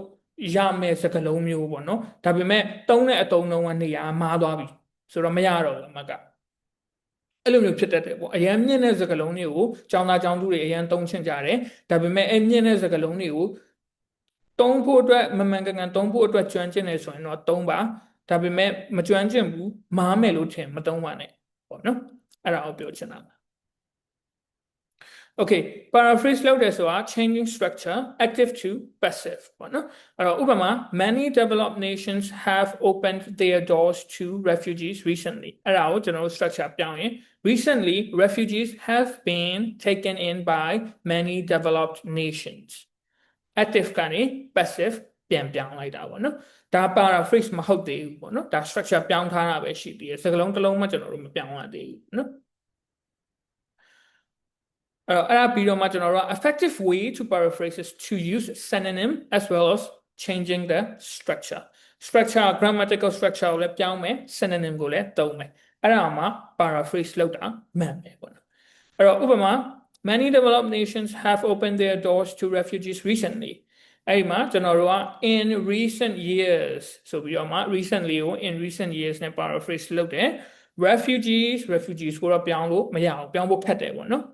have been taken in by many countries nation or countries ပြောင်းလိုက်တယ် in the developed world many developed nation ညမှာ developed world ကိုပြောင်းလိုက်တယ်ပေါ့နော်အဲ့တော့ဒါ active ကနေ passive လည်းပြောင်းပြီးသားဖြစ်တယ် synonyms နဲ့လည်းကျွန်တော်တို့ paraphrase လုပ်ပြီးသားဖြစ်သွားတယ်ပေါ့နော်ဒီလိုမျိုးမှမှန်တယ်ပေါ့နော်နောက်တစ်ခုက nowadays more tasks at home and work are being performed by robots ဒါကျွန်တော်တို့ရဲ့မေးခွန်းပေါ့နော်ခုနကကျွန်တော်တို့ပြထားတဲ့မေးခွန်းပေါ့အဲ့ဒီမေးခွန်းမှာပါတဲ့ statement ကိုကျွန်တော်တို့ paraphrase လုပ်လိုက်တာပေါ့နော်အဲ့တော့ robotic technology increasingly play a role both in the home and in the workplace ဒါကကျွန်တော်တို့ synonyms လည်းတောင်းလိုက်တယ် passive voice လည်းပြောင်းလိုက်တယ်ပေါ့နော်အဲ့တော့ကျွန်တော်တို့ introduction က statements ကိုအခု paraphrase လုပ်လိုက်ပြီအဲ့တော့ paraphrase လုပ်ပြီးသွား statement ကို paraphrase လုပ်ပြီးသွားဆိုရင်နောက်နှစ်ဆင့်ပေါ့နော်နောက်နှစ်ဆင့်က briefly answer question 1 briefly answer question 2 why do you think this is happening ဒါဘာကြောင့်မလို့ဖြစ်နေတာလဲ advancements in technology အဲ့ဒါကျွန်တော်တို့အဖြေ it is a positive or negative development positive because it reduces amount of work we have to do အဲ့ဒါကိုကျွန်တော်တို့အချင်းချင်းပြီးပြန်ဖြေမယ်ပေါ့နော်နှစ်ခုလုံးကိုပြန်ဖြေတဲ့အခါမှာ this is due to advancement in technology and it should be seen as positive development because it reduces a person's workload အဲ့လိုပြောသွားမှာနော်အဲ့တော့ကျွန်တော်တို့ statement ကိုလည်း paraphrase လုပ်ပြီးသွားပြီquestion 1ကိုလည်း briefly answer လုပ်ပြီးပြီ question 2ကိုလည်း briefly answer လုပ်ပြီးပြီဆိုတော့ introduction ရသွားပြီအဲ့တော့ introduction ကဘာဖြစ်သွားလဲဆိုတော့ဒါကျွန်တော်ရဲ့မေးခွန်းပါနော်မေးခွန်းအပေါ်မှာ introduction ကပါလဲဆိုတော့ robotics increasingly play a role both in the home and the workplace this is due to the advancement in technology and it should be seen as a positive development because it reduces a person's workloadအခုနက step 3ခုအပေါ်က statement လေးကို paraphrase လုပ်လိုက်တယ် question 1ကိုဖြေတယ် question 2ကိုဖြေတယ်3ခုလုံးပေါင်းလိုက်တယ် introduction paragraph ရသွားပြီပေါ့နော်အဲ့တော့ introduction paragraph ကကျွန်တော်တို့ရဲ့essay ရဲ့ mini plan ပေါ့နော်အဲ့ဒါလေးမှတ်မိထားဖို့လိုတယ်ပေါ့နော်အဲ့တော့ introduction ရသွားပြီဆိုရင် essay တစ်ခုလုံးရသွားပြီလို့မှတ်လို့ရတယ်essay တစ်ခုလုံးအတွက်ကျွန်တော်တို့ပုံပေါ်သွားပြီလို့မှတ်လို့ရတယ်ပေါ့နော်အဲ့တော့ summary ပြောရမယ်ဆိုရင်ကျွန်တော်အရင်ဆုံး plan လုပ်တယ် paraphrase လုပ်တယ် briefly answer both questions question တစ်ခုလုံးဖြေတယ် put it all together အကုန်လုံးပေါင်းလိုက်တယ်အဲ့တော့ introduction ရသွားတယ်ပေါ့နော် okay ဒါကတော့ homework ပေါ့နော်အခုကိုအိမ်မှာရေးကြည့်ပေါ့နော်ကျွန်တော်မေးခွန်းလေးပေးထားတယ် nowadays artificial intelligence is being used to drive cars why is this happening is it a positive or negative development အဲ့ဒါကိုကိုအိမ်မှာရေးကြည့်ပေါ့နော်ကျွန်တော်ပို့ချင်လိုက်ရတယ်ပို့ရဆိုရင်ကျွန်တော် page မှာပို့လိုက်ပေါ့နော်ပို့ရဆိုရင်ကျွန်တော်တို့feedback ပြန်လုပ်ပေးမယ်ပေါ့နော်ဓာတ်ပုံရိုက်ချင်ရိုက်ထားလို့ရတယ်နော် နောက်တစ်ခုကအဲ့တော့ build your main body paragraph ပေါ့နော်အဲ့တော့ main body paragraph ကိုကျွန်တော်တို့စပြီးတော့တိဆောက်တော့မယ်ပေါ့နော် introduction ကနေပြီးတော့မှ introduction ပြီးသွားပြီအဲ့တော့ main body paragraph 1 paragraph 2ပြီးမှ conclusion 3ခုကျန်သေးရပေါ့နော်ကျွန်တော်တို့အဲ့တော့ build your main body paragraph overview how to use our introduction as the foundation for the rest of your essay introduction ကို essay တစ်ခုလုံးအတွက်ဘယ်လိုသုံးမလဲ how to write a main body paragraph main body paragraph ကိုဘယ်လိုရေးမလဲအဲ့တော့ main body paragraph တိုင်းမှာ3ခုပါတယ်ပါ3ခုလဲဆိုတော့ topic sentence ပါမယ် explanation အဲ့ဒီ topic sentence ကိုပြန်ရှင်းပြတာပါမယ်ပြီးတော့မှ example ပေးတာပါမယ်ပေါ့နော်ပြီးတော့ကျွန်တော်အဲ့ homework test လေးထပ်ပေးမယ်ပေါ့နော်အဲ့တော့ okay ဒါကတော့အားလုံးသိပြီးသားပါနော် introduction main body 1 main body 2 conclusion okay အဲ့တော့ main body paragraph 1ကိုကျွန်တော်တို့တိဆောက်တဲ့အခါမှာဒါကခုနရှိပြီးသားကျွန်တော်တို့မေးခွန်းရေးပြီးသား introduction ပေါ့နော်introduction ကို mini plan အနေနဲ့သုံးမယ်introduction ကဘာလဲဆိုတော့ robotics increasingly play a role both in the home and the workplace ပေါ့နော်ဒါ introduction ကိုကျွန်တော်ပြန်ရေးထားတာနော်ပြန်ရေးထားတာပေါ့နော် introduction ကိုအဲ့တော့ဒါကကျွန်တော်တို့ statement ကို paraphrase လုပ်ထားတယ်ဒါကမေးခွန်းဖြေထားတယ်ပေါ့နော် this is due to advancement in technology က paragraph 1ဖြစ်မယ်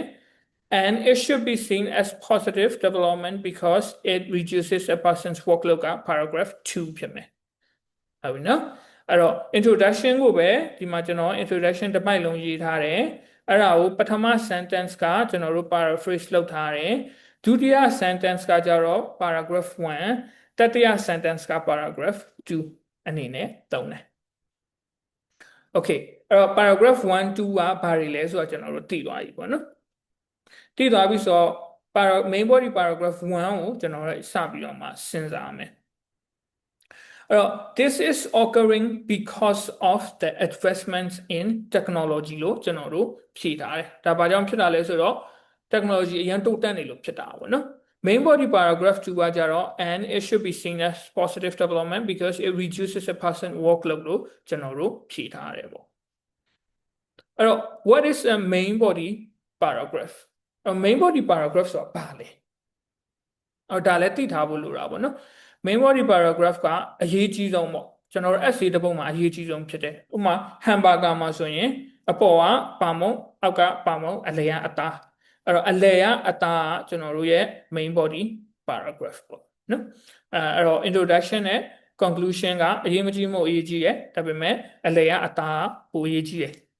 This is where you will make the details argument ဒီမှာကျွန်တော်တို့ argument အသေးစိတ်ကျွန်တော်တို့ပြောချင်တဲ့ဟာကိုဒီ main body paragraph မှာအသေးစိတ်ပြောမယ်ပေါ့နော် This is where you will prove your point ကျွန်တော်တို့ပြောချင်တဲ့ဟာကိုဒီမှာအသေးစိတ်ပြောမယ် Think of this as two lawyers two paragraph ပေါ့နော် paragraph နှစ်ခုပေါ့နော်အဲ့တော့ lawyer နှစ်ယောက်ပေါ့ရှင်းနေနှစ်ယောက်ကကျွန်တော်တို့တစ်ခုခုပြောရဲဆိုရင်သူတို့ပြောတဲ့ဟာကိုတက်တည်အခိုင်အလုံနဲ့ကျွန်တော်တို့တက်တည်ပြရတယ်လीရှင်းနေဆိုတာသူပြောတဲ့ဟာဒီတိုင်းပြောလိုက်လို့မရဘူးသူပြောတဲ့ဟာတက်တည်အခိုင်အလုံနဲ့ပြရတယ်ဒီ paragraph ကလည်းအဲ့လိုပဲ paragraph 1မှာလည်းကိုပြောတဲ့ဟာကိုတက်တည်အခိုင်အလုံပြရမယ် paragraph 2မှာလည်းတက်တည်အခိုင်အလုံပြရမယ်ပေါ့တက်တည်ပြတဲ့အခါမှာကျွန်တော်တို့ကကိုပြောတဲ့ statement ကိုတေချာရှင်းပြတယ်ဥပမာပေးတယ် paragraph 2မှာလည်းကိုပြောတဲ့ statement ကိုတေချာရှင်းပြတယ်ဥပမာပေးတယ်ဘာလို့လဲဆိုတော့အဓိကခိုင်လုံအောင်ပေါ့နော်တက်တည်နဲ့တော့ပြောတာ Okay this is where you set out your main points and develop them fully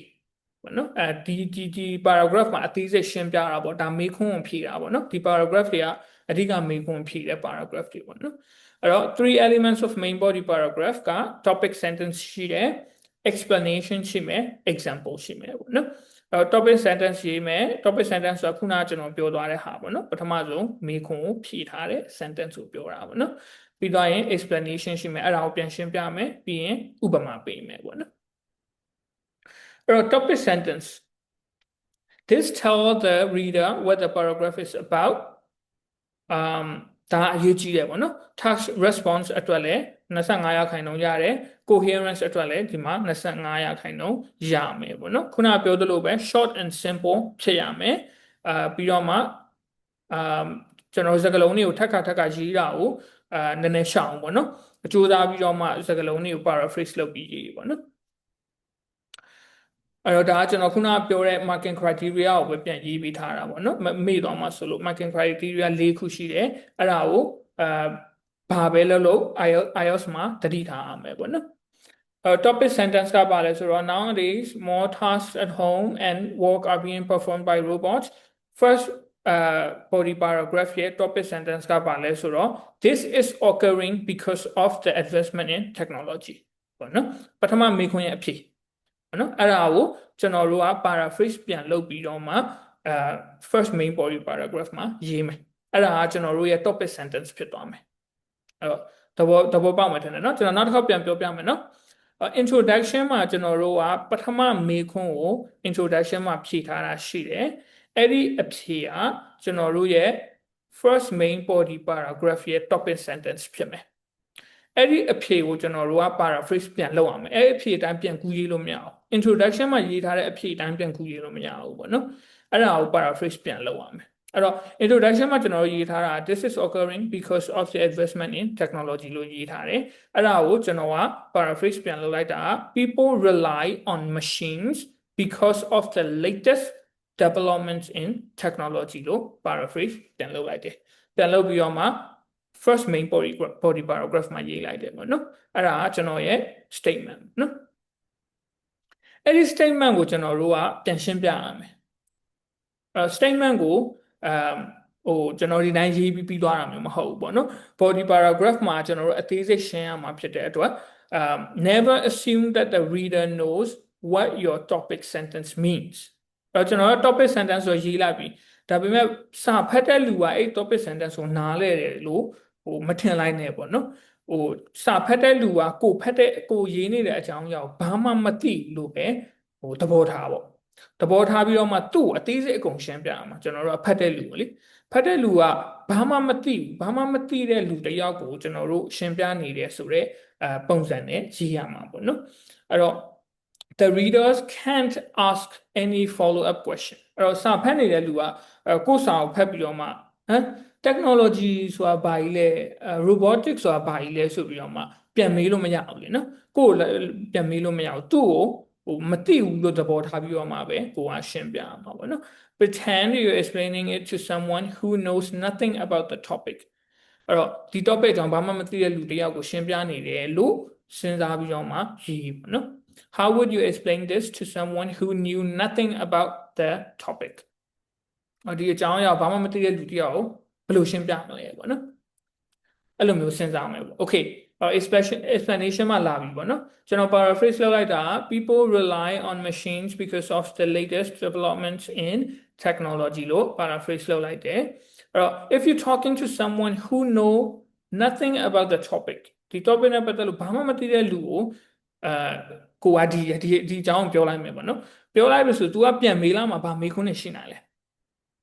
ဆိုတော့ဗာမေးခွန်းနေရှိနိုင်လဲဆိုတော့ what is technology ဆိုတာဘာကြီးလဲwhat developments ဘာတိုးတက်တာလဲ technology မှာဘာတိုးတက်နေလို့လဲ how have those developments allowed this to happen အဲ့တော့ဒီ developments တွေကဘာကြောင့်မလို့လူတွေကိုလွယ်ကူကူနဲ့အေးအေးဆေးဆေးနေရအောင်လုပ်ပေးတာလဲသူ့မှာမေးခွန်းတွေအများကြီးရှိမှာပေါ့နော် why ဘာလို့လဲနော်ဒါတွေရလို့ဘာတွေဆက်ဖြစ်လာမှာလဲ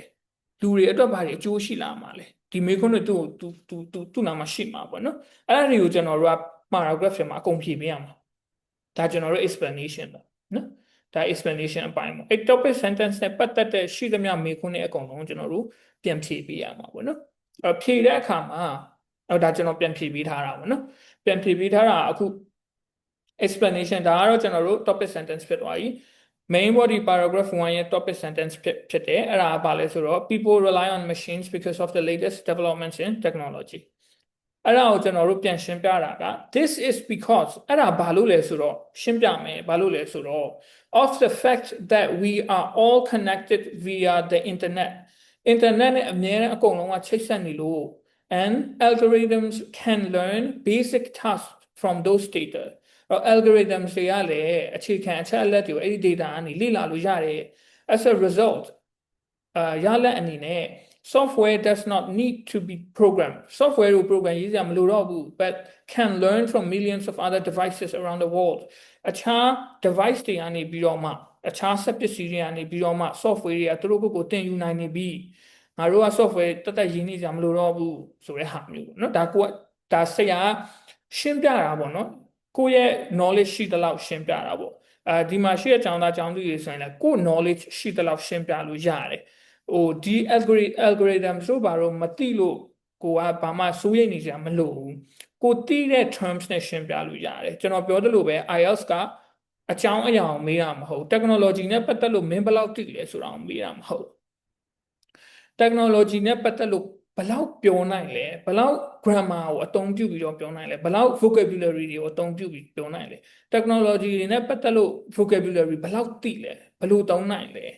ဒါတွေကိုမေးတာပေါ့နော်အဲ့တော့အကြောင်းအရာကိုမသိလဲစိတ်ပူနေကြမလို့ဟုတ်ဘူးပေါ့နော်ဥပမာကျွန်တော်ပြောချင်တာ software တွေကသူတို့ကိုသင်နေတာလည်းဖြစ်ချင်မှဖြစ်မယ်ဒါကျွန်တော်က expert မဟုတ်ကျွန်တော်မသိဒါပေမဲ့ကျွန်တော်ရေးထားတဲ့ grammar ကတော့မှန်တယ်စာလုံးပေါင်းလည်းမှန်တယ်အဲ့လိုပြောချင်တာပေါ့နော်အဲ့တော့ကိုရေးထားတဲ့ဘာသာစကားမှန်ဖို့ပဲလိုတယ်ပေါ့နော်အဲ့တော့ဒီမှာကျွန်တော်ဖြည့်ထားတာကနံပါတ်3မေးခွန်းကိုဖြည့်လိုက်တယ်နံပါတ်3မေးခွန်း how have those developments allowed this to happen အဲ့ဒါကိုကျွန်တော်နံပါတ်3ဖြည့်လိုက်တယ်ပြီးတော့နံပါတ်1ကိုလည်းဖြည့်ထားတယ်ပေါ့နော် what is technology technology ဆိုတာဘာလဲ algorithms can learn basic tasks from those data နော်အဲ့လိုဖြည့်ထားတာပေါ့နော်နံပါတ်4ကိုလည်းဖြည့်လိုက်တယ်နံပါတ်4ကကျတော့ results why results consequences ဆိုတော့ as a result ဆိုပြီးတော့ number 4ကိုလည်းဖြည့်လိုက်တယ်ဒါကျွန်တော်ရှင်းလင်းချက်ပဲပေါ့နော်ရှင်းလင်းချက်ပဲအဲ့တော့ကျွန်တော်တို့ main body paragraph မှာ3ခုပဲလောက်ရမယ်ပထမတစ်ခုက topic sentence ကို paraphrase လုပ်ရမယ်ဒုတိယတစ်ခုက explanation လုပ်ရမယ်ကျွန်တော် explanation လုပ်ပြီးသွားပြီတတိယတစ်ခုက example ဥပမာပေးရမယ် okay အဲ့တော့ဥပမာပေးတဲ့အခါမှာThe examiners want you to demonstrate that you know how to use examples. အဓိကကျွန်တော်တို့ IELTS ရစစ်ဆေးတဲ့လူတွေသိချင်တာ example ဘယ်လိုသုံးလဲပေါ့နော်ဒီကလေးတယောက်က example သုံးတတ်လားသုံးတတ်လားဆိုတာကိုပဲအဓိကသိချင်တာနော်အဲ့တော့ you don't have to memorize facts and figures ကျက်နေကြမလို့သတင်းစာတွေမှာပါတဲ့technology နဲ့ပတ်သက်တဲ့ဒီလကတော့ဖုန်းသုံးတဲ့လူမြန်မာနိုင်ငံမှာ95%ရှိပါတယ်လို့ပါလို့အဲ့ဒါတွေတွားပြီးတော့ကြက်ထားကြမလို့ဘူးပေါ့နော် The example must support or prove your main point or directly link to your main point အဲ့တော့ example ကတော့ကျွန်တော်တို့ခုနကပြောလိုက်တဲ့ main point နဲ့ asset မှုရှိဖို့လိုရယ်လေကျွန်တော်အခုပြောသွားတဲ့ဒီ machines နဲ့ပတ်သက်လို့ latest development နဲ့ပတ်သက်လို့ပေါ့နော်ပြီးတော့ software နဲ့ပတ်သက်လို့ဒါတွေနဲ့ဆက်ဆက်မှုရှိဖို့လိုတဲ့ example ကနော်အဲ့တော့သတင်းစာတွေကလုံးဝအတိအကျအမှန်ကန်ကြီးကြက်ထားကြမလို့ဘူးလေပြောကြမလို့ဘူးပေါ့နော်ပြီးတော့ think about when you're arguing with someone တယောက်နဲ့ကျွန်တော်တို့ဥပမာတငယ်ချင်းပေါ့နော်တငယ်ချင်းကျွန်တော်တို့အငင်းခုန်ဖြစ်တယ်ပေါ့နော်အငင်းခုန်ဖြစ်တယ်ဆိုကိုပြောတဲ့ဟာကိုသူ့ကိုယုံစေချင်တယ်ဆိုရင်ကိုကဥပမာပေးပြီးပြောပြတယ်လေဥပမာကွာငါပြောပြမယ်ဆိုတာမျိုးပေါ့နော်အဲ့လိုမျိုးနဲ့သူ့ကိုရှင်းပြတယ်လေဒါလည်းတူပဲပေါ့နော်ကိုက argument လုပ်နေတာဖြစ်တဲ့အတွက်အငင်းခုန်လုပ်နေတာဖြစ်တဲ့အတွက်ကိုပြောတာဘယ်လောက်ထိ valid ဖြစ်တယ်ဆိုတာဘယ်လောက်ထိတိကျတယ်ဆိုတာမှန်ကန်တယ်ဆိုတာကိုဥပမာလေးနဲ့ပြောပေးတာပေါ့နော်ရေးပေးတာပေါ့နော် examples do not have to be true example ရမှန်နေကြမလို့အတိအကျကြီးဘာလဲသတင်းစာတွေကဟာတွေwebsite တွေကဟာတွေလုံးဝအတိအကျကြီး research လုပ်ထားတဲ့ဟာတွေတော့ရေးနေကြမလို့ဘူးပေါ့နော် but they have to make sense အဓိပ္ပာယ်ရှိဖို့တော့လိုတယ်ကိုပြောထားတဲ့ရှင်းပြထားတဲ့အကြောင်းအရာနဲ့ accept ဖို့တော့လိုတယ် and be believable ထပ်လာယုံကြည်ရဖို့လိုတယ်ပေါ့နော်လုံးဝတက်ဆင်လွဲနေရမျိုးတော့မဟုတ်ဘူးပေါ့နော်အဲ့တော့ဥပမာနဲ့သုံးမယ်ဆိုရင် recent research concluded that ရေးလို့ရတယ်ပြီးတော့ a recent study found that ရေးလို့ရတယ်နော်newspaper ထဲမှာ magazine ထဲမှာဖတ်ထားတာမျိုးပေါ့နော်ကိုဖတ်ထားတဲ့ဟာမျိုးပေါ့နော်ဥပမာAI နဲ့ပတ်သက်လို့အခုနောက်ပိုင်းမှာ Facebook တွေမှာနာမည်ကြီးနေရတယ်ရှိတယ်ပေါ့နော်မြန်မာလိုတွေရေးထားတာတွေလည်းရှိတယ် AI နဲ့ပတ်သက်လို့ AI ကအလုပ်တွေကိုဘယ်လိုပြောမလဲ replace လုပ်တော့မယ်ဆိုတဲ့ဟာမျိုးတွေပေါ့နော်အဲ့ဒါတွေလည်းရှိတယ်အဲ့ဒါတွေကိုလည်းကျွန်တော်တို့ရေးလို့ရတာပေါ့ YouTube ဗီဒီယိုတွေကနေနားထောင်တာမျိုးတွေရှိတယ် TED Talk တို့ဘာတို့ကနေနားထောင်တာတွေရှိတယ်အဲ့ဒါတွေဥပမာပေးလို့ရတယ်ပေါ့နော်ဒါပေမဲ့ personal experience ကိုတော့မပေးသိချင်ဘူးပေါ့နော်အဲ့ဒါကိုတော့ personal experience ကိုဥပမာတော့ပေးတာတော့အားမပေးဘူးပေါ့နော်အားမပေးဘူး Think about explaining this to someone who knew nothing ဘယ်သူမှမသိတဲ့လူကိုဥပမာပေးတဲ့ပုံစံနဲ့ပြောပြပါပေါ့နော်အဲ့တော့okay paragraph 1ကိုကျွန်တော်ဥပမာနဲ့တကွရေးလိုက်တော့မယ်ပေါ့နော်အဲ့တော့ paragraph 1မှာကျွန်တော် topic sentence ရေးလိုက်ပြီး people rely on machines because of the latest development in machine learning explanation this is because of the fact that we are all connected via the internet and algorithms can learn basic tasks from our data ဒါကကျွန်တော် explanation ခုနရေးထားပြီးတော့ဥပမာပေးတဲ့အခါမှာ for example ဥပမာပေးပြီးကျွန်တော်ဥပမာ Tesla cars now come with autopilot နဲ့လာတယ် Tesla ကားတွေက which drives the car itself ကားတွေကသူတို့ကိုယ်ကိုသူတို့မောင်းတယ် and shares the data with all other Tesla vehicles သူတို့နာမှာရှိတဲ့ data တွေကိုတခြား Tesla ကားတွေနဲ့ share လုပ်တယ်ဆိုတဲ့ဥပမာကိုကျွန်တော်ပေးလိုက်တယ်ဒါကျွန်တော်သတင်းစာထဲမှာဖတ်ထားရလဲဖြစ်နိုင်တယ်interview တစ်ခုမှကျွန်တော်နားထောင်လိုက်တာ Tesla နဲ့ interview လုပ်တဲ့အခါမှာနားထောင်မိလိုက်တာလည်းဖြစ်နိုင်တယ်Elon Musk ပြောထားတဲ့ဟာကိုနားထောင်မိလိုက်တာလည်းဖြစ်နိုင်တယ်အဲ့ဒါကိုပဲကျွန်တော်ဥပမာပြန်ပေးတာပေါ့နော်လုံးဝအတိအကျကြီးဖြစ်နေကြမလို့ဘူးပေါ့နော်ကျွန်တော်ပြောချင်တာအဲ့တော့ okay ကျွန်တော်ဒီမှာဥပမာပေးလိုက်ပြီဆိုတော့အဲ့မှာ paragraph 1ရသွားပြီအဲ့တော့ paragraph 1မှာပြန်ပြီးအနှစ်ချုပ်ပြောရမယ်ဆိုရင်ကျွန်တော် introduction ရေးပြီးသွားရင်main body paragraph 1မှာ topic sentence ကမေခွန်းရဲ့ပထမဒီမေခွန်းရဲ့ပထမဆုံးမေခွန်းကိုပြန်ပြီးတော့ paraphrase လုပ်တယ်ဖြေထားတဲ့ဖြေကို paraphrase လုပ်တယ်အဲ့ဒါကျွန်တော်တို့ topic sentence ဖြစ်တယ်ပြီးသွားရင်အဲ့ဒါကို explanation ပြန်လုပ်တယ်ပြီးရင် example ပေးတယ်အဆင့်3ဆင့်ပဲပေါ့နော်အဲ့ဒါလေးမှတ်မိထားရင်ရပြီပေါ့နော်paragraph 2ဆိုရင်လည်းဒီပုံစံအတိုင်းပဲဒီစနစ်အတိုင်းပဲသွားမှာပဲပေါ့နော်အဲ့တော့main idea ကဘာလဲ positive because reduces workload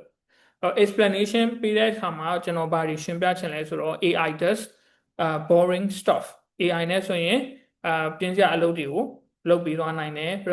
repetitive tasks ကျွန်တော်တို့နေ့တိုင်းလုပ်နေရတဲ့ intention လုပ်တာတို့ဟုတ်တယ်နော်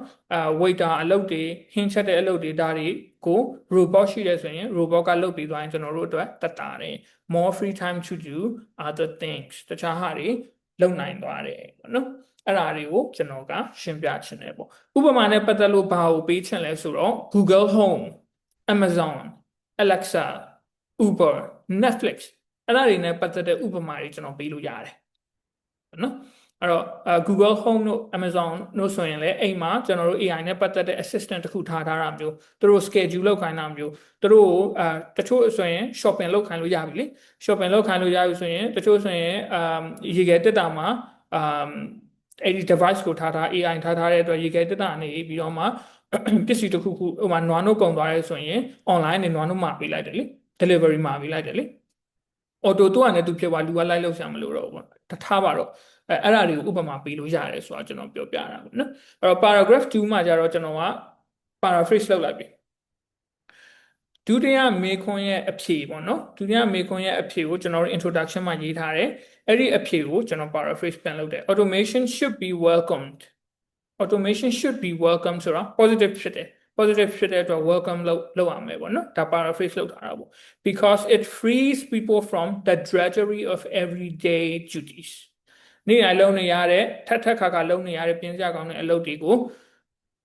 လွတ်လပ်အောင်လုပ်ပေးလိုက်တယ်ပေါ့နော် okay အဲ့ဒါကကျွန်တော်တို့ paragraph 2ရဲ့ topic sentence ဖြစ်တယ်ပြီးတော့အဲ့ဒါကိုကျွန်တော်တို့ explanation လုပ်လိုက်တယ်ပေါ့နော် explanation မှာour day-to-day lives are dominated by manual repetitive chores that take up much of our time automating these is possible and technological solutions allow us to focus on more meaningful activities explanation ကကျွန်တော်ဒီမှာမေးထားတဲ့မေးခွန်းတွေပဲလေ AI နဲ့ပတ်သက်တာ repetitive task ကျွန်တော်မှာထွက်လာတဲ့မေးခွန်းတွေကိုပဲကျွန်တော်ဒီမှာပြန်ဖြေလိုက်တာပေါ့နော် paragraph 1အတိုင်းပဲပေါ့ နောက်တစ်ခုက example ပေးတဲ့အခါမှာလဲ for example there is now a robot that both cut grass and hoovers carpets. The manufacturers estimate that this will save average person 3 weeks per year. အဲ့ဒါကိုကျွန်တော်ဥပမာပေးလိုက်တယ်ပေါ့နော်အဲ့တော့ဒါကကျတော့ further explanation ပေါ့ဒါထည့်ချင်လည်းရတယ်မထည့်ချင်လည်းရတယ်ပေါ့နော်ဟိုထပ်ပြီးတော့မှအသေးစိတ်ရှင်းပြပေးတာပေါ့နော် Owners are free to choose what to do with these extra hours instead of being forced to carry out routine work. အဲ့တော့ကျွန်တော်တို့သုံးခုပြီးသွားပြီ introduction body paragraph 1 body paragraph 2ပြီးသွားပြီပေါ့နော်အဲ့တော့ဒါကတော့ homework ပေါ့နော်အိမ်မှာကိုယ့်အနေကိုရေးကြည့်ပေါ့နော် practice လုပ်ကြည့်ပေါ့နော်ကျွန်တော်ပို့ချင်လဲပို့လို့ရတယ်ကျွန်တော် feedback ပေးမယ် okay အဲ့တော့ main body paragraph တွေကိုကိုကပြန်ပြီးတော့မှ check လုပ်မယ်ပေါ့နော် check လုပ်မယ်ဆိုရင်ကျွန်တော်ရေးပြီးတော့အများနဲ့ပြန် proofread လုပ်ရတာပေါ့နော်ငါရေးထားအမှန်ရဲ့လားတိကျရဲ့လားဆိုတော့ဒီနေ့တက်တဲ့ကျောင်းသားတွေအနေနဲ့လည်းကိုရေးထားတဲ့ဟာကိုပြန်ပြီးproofread လုပ်တဲ့အခါမှာကိုပြန်မေးရမယ့်မေးခွန်းလေးတွေပေါ့နော်ဒါ Does my main point match what I stated in the introduction အဲ့တော့ဒီ main body paragraph မှာရေးထားတဲ့ main point statement ပေါ့နော်ပထမဆုံးစာကြောင်း statement က introduction နဲ့တူလားနော် introduction နဲ့တူဖို့လိုတယ်အကြောင်းအရာတူဖို့လိုတယ်ပေါ့နော်ကိုက paraphrase လုပ်ထားတာဆိုတော့ is my topic sentence clear ရေးထားတဲ့ topic sentence ကရှင်းရလားနားလည်အောင်လွယ်လားရှုပ်နေလားပေါ့နော် does my explanation actually explain how my main point answer the questions ခုနကကျွန်တော်တို့ explanation လုပ်ထားတဲ့ဟာမေးခွန်းတွေကိုမေးပြီးတော့ပြန်ဖြေထားတဲ့ဟာအဲ့ဒါတွေကတကယ်ရောကိုယ့်ရဲ့ main point ကိုရှင်းပြတာမျိုးလားပေါ့နော်တချို့ကြတော့ main point နဲ့မသက်ဆိုင်တာတွေဖြစ်သွားတတ်တယ်လေနောက်တစ်ခုက does my example make sense ငါပေးထားတဲ့ example ကဥပမာအဓိပ္ပာယ်ကိုရှိရလားအဲ့ဒါကိုပြန်မေးရမှာပေါ့နော် does my example directly support my main point example ကငါရဲ့ example ကငါရဲ့ main point ကို support လုပ်လား have I used vocabulary in a way that makes my writing easier to understand ငါသုံးထားတဲ့ vocabulary ရောဖတ်တဲ့လူနားလည်လွယ်အောင်ငါသုံးထားလား in my vocabulary အဲ့တော့ vocabulary သုံးတဲ့အခါမှာတော်တော်များများ vocabulary အမြင့်ကိုသုံးချင်ကြရတယ်ပေါ့နော်အခက်ခဲတဲ့ vocabulary ကိုသုံးချင်ကြတယ်အမှန်စစ်ဆေးတဲ့လူတွေကကျွန်တော်တို့ sentence တစ်ခုမှာသုံးထားတဲ့ vocabulary တွေကဘယ်လိုပြောမလဲများသောအားဖြင့်အသုံးများတဲ့ vocabulary ဖြစ်ရမယ်ပြီးတော့အဲ့ဒီ sentence ကိုဖတ်လိုက်တဲ့အခါမှာချောချူဖြစ်ရမယ်ထောက်ကြီးမဖြစ်နေရဘူးအဲ့လိုမျိုးဖြစ်မှဒီကျွန်တော်တို့စစ်ဆေးတဲ့လူက examiner တွေကဒီကလေးကတော့ vocabulary ကိုချောချူနဲ့မှန်ကန်သုံးတတ်ပါလားဆိုတာမျိုးဖြစ်သွားတာကျောင်းသားတော်များများထင်တာတော့ငါ vocabulary ကိုအမြင့်သုံးလိုက်ရင်ခက်တဲ့ vocabulary တွေသုံးလိုက်ရင်အမတ်ပေးတဲ့လူကဒီကလေးကခက်ခဲသုံးနိုင်တာပဲဆိုပြီးတော့အမတ်တွေအများကြီးပေးမယ်လို့ထင်တယ်မဟုတ်ဘူးပေါ့နော်မဟုတ်ဘူး तू ကvocabulary သုံးတဲ့အခါမှာမှန်ကန်နဲ့စာကြောင်းကိုပို့ပြီးတော့မှလွယ်ကူနားလဲလွယ်အောင်သုံးတတ်သွားဖို့လိုတယ် appropriate ဖြစ်ဖို့လိုတယ်ပေါ့နော်အဲ့ဒါကိုအယူမှားနေကြတာပေါ့နော် is my vocabulary accurate ငါရဲ့ vocabulary ကမှန်ရဲ့လားအဲ့ဒါပဲပေါ့နော်တချို့ vocabulary အမြင့်ကြီးတွေကိုမှတ်ထားတယ်ပြီးတော့ပြန်သုံးတဲ့အခါမှာကျတော့accurate မဖြစ်ဘူးမမှန်ဘူးတိတိကျကျမမှန်တော့အမှတ်ရောတာပေါ့နော်သုံးတယ်အမြင့်ကြီးတော့သုံးထားတယ်ဒါပေမဲ့မမှန်တော့ဘာမှမထူးဘူးလေနော် do they serve the purpose အဲ့တော့ကိုဒီ vocabulary သုံးရခြင်းရဲ့ရည်ရွယ်ချက်ကဘာလဲဒီစကားလုံးကိုသုံးရခြင်းရဲ့ရည်ရွယ်ချက်ကဘာလဲ reader စာဖတ်တဲ့လူတွေကိုပို့ပြီးတော့မှရှင်းလင်းစေချင်တာလားဒါမှမဟုတ် paraphrase လုပ်ချင်လို့ဒီစကားလုံးကိုသုံးတာလား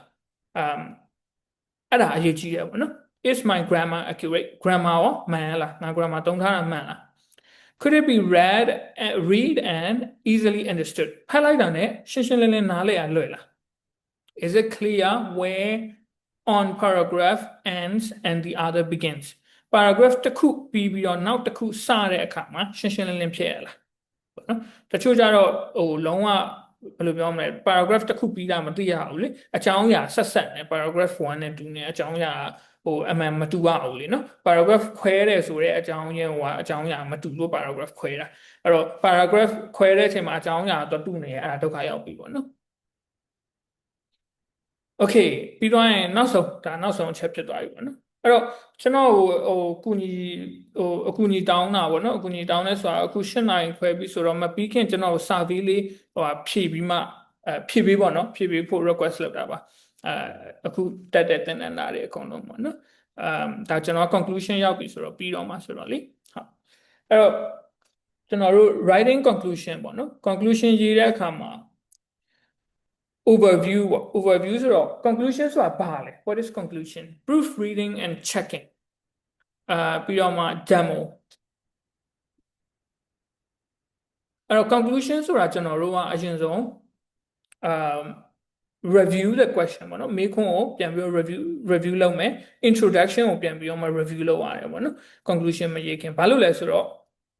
what is conclusion this is where we state our opinion ကျွန်တော်ရဲ့ထင်မြင်ချက်ကိုဒီမှာကျွန်တော်တို့ရေးမယ် this is where we summarize our main point ကျွန်တော်တို့ main point တွေကိုဒီမှာကျွန်တော်တို့အကုန်လုံးအနှစ်ချုပ်မယ်ပေါ့နော် read any academic paper and you'll be able to find the main points in the introduction and the conclusion အဲ့တော့ introduction နဲ့ conclusion မှာက main point တွေကအတူတူပဲပေါ့နော် paraphrase လုပ်ထားတာပဲကွာအဲ့တော့အခုဒီမှာရှေ့ရကျောင်းသားကျောင်းသူတွေဆိုရင်တက္ကသိုလ်တွေတက်မယ်ဆိုရင် academic paper တွေအများကြီးဖတ်ရမှာပေါ့နော် academic paper တွေဖတ်တဲ့အချိန်ကျရင် introduction နဲ့conclusion ပဲဖတ်လိုက်ရင်ဒီ paper တစ်ခုလုံးမှာဘာအကြောင်းရေးထားလာလဲဆိုတာသိတယ်ပေါ့နော်အဲ့ဒါဒီ academic paper ရဲ့ trick ပေါ့အဲ့တော့ကျွန်တော်တို့ကအခုရေးတာလည်း academic writing ဖြစ်တဲ့အတွက်အဲ့ပုံစံအတိုင်းရေးရမှာပေါ့နော်အဲ့တော့ကျွန်တော်ရဲ့ writing ကိုဖတ်လိုက်တဲ့လူက conclusion နဲ့ introduction ကိုဖတ်လိုက်တာနဲ့ဒီ essay တစ်ပုဒ်လုံးကဘာအကြောင်းရေးထားတာလဲဆိုတာသိဖို့လိုတယ်အရေးကြီးတယ်ပေါ့နော်အဲ့တော့ introduction ဆိုတာတဲ့ဘာပြောရလဲဆိုတော့ hello readers this is what we are going to discuss introduction မှာကျတော့ဒါဒီအကြောင်းအရာတွေကိုငါတို့ဆွေးနွေးတော့မယ်နော်လို့ပြောတာ introduction က conclusion ကကျတော့ hello readers this is what I just discussed ဒါတွေကဒီအကြောင်းအရာတွေကငါဆွေးနွေးခဲ့တဲ့အကြောင်းအရာတွေနော်အဲ့လိုမျိုးပြောတာပေါ့နော်အဲ့တော့ introduction နဲ့ conclusion ကွာခြားချက်ပေါ့နော်အဲ့တော့conclusion မှာကျွန်တော်တို့ opinions ပြောရဲဆိုတာ every type of questions in task 2 is asking for your opinion task 2မှာရှိတဲ့မေးခွန်း type တွေအကုန်လုံးကကိုယ့်ရဲ့အမြင်ကိုပဲရေးရတာပေါ့နော်task 2အမြင်မှတ်ထားမှာ task 2ကကိုယ့်ရဲ့အမြင်ကိုယ့်ရဲ့အတွေ့အခေါ်ရေးရတယ် task 1ကကြတော့ကိုယ့်အမြင်ကိုယ့်အတွေ့အခေါ်မရေးရဘူးတွေ့တဲ့ဟာကို describe လုပ်ရတာအဲ့ဒါကွဲပြားဖို့လိုတယ်ပေါ့နော်အဲ့တော့ what are the advantages and disadvantages ဆိုတာလေ opinion ကိုမေးတာပေါ့နော် why is it ဘာလို့အကျိုးတာတာလဲဆိုတာမျိုးကလည်း opinion ကိုမေးတာ is it positive or negative development ဆိုတာလည်းကျွန်တော်တို့ရဲ့ opinion ကိုမေးတာပဲပေါ့နော် okay အဲ့တော့ conclusion ရေးတဲ့အခါမှာ three elements အဆင့်3ဆင့်ရှိရပါတော့နော်ပထမတစ်ဆင့်က cohesion device ဆိုတာကျွန်တော် in conclusion လို့ပေါ့နော် to conclude လို့အဲ့ဒီဟာကိုပြောတာပေါ့နော်အပေါ်ကအကြောင်းအရာနဲ့ချိတ်ဆက်တဲ့ linking word လေးကိုပြောတာပေါ့နော်ပြီးတော့မှ opinion နောက်တစ်ခုက summary of main points အဲ့တော့ okay cohesion device မှာကြတော့ you are only going to write one conclusion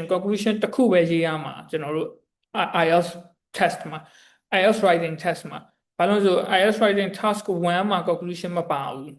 IELTS writing task 1မှာ conclusion ရေးကြမလို့ task 2မှာပဲရေးရမှာဖြစ်တဲ့အတွက် conclusion တစ်ခုပဲရေးရမှာအဲ့တော့ linking word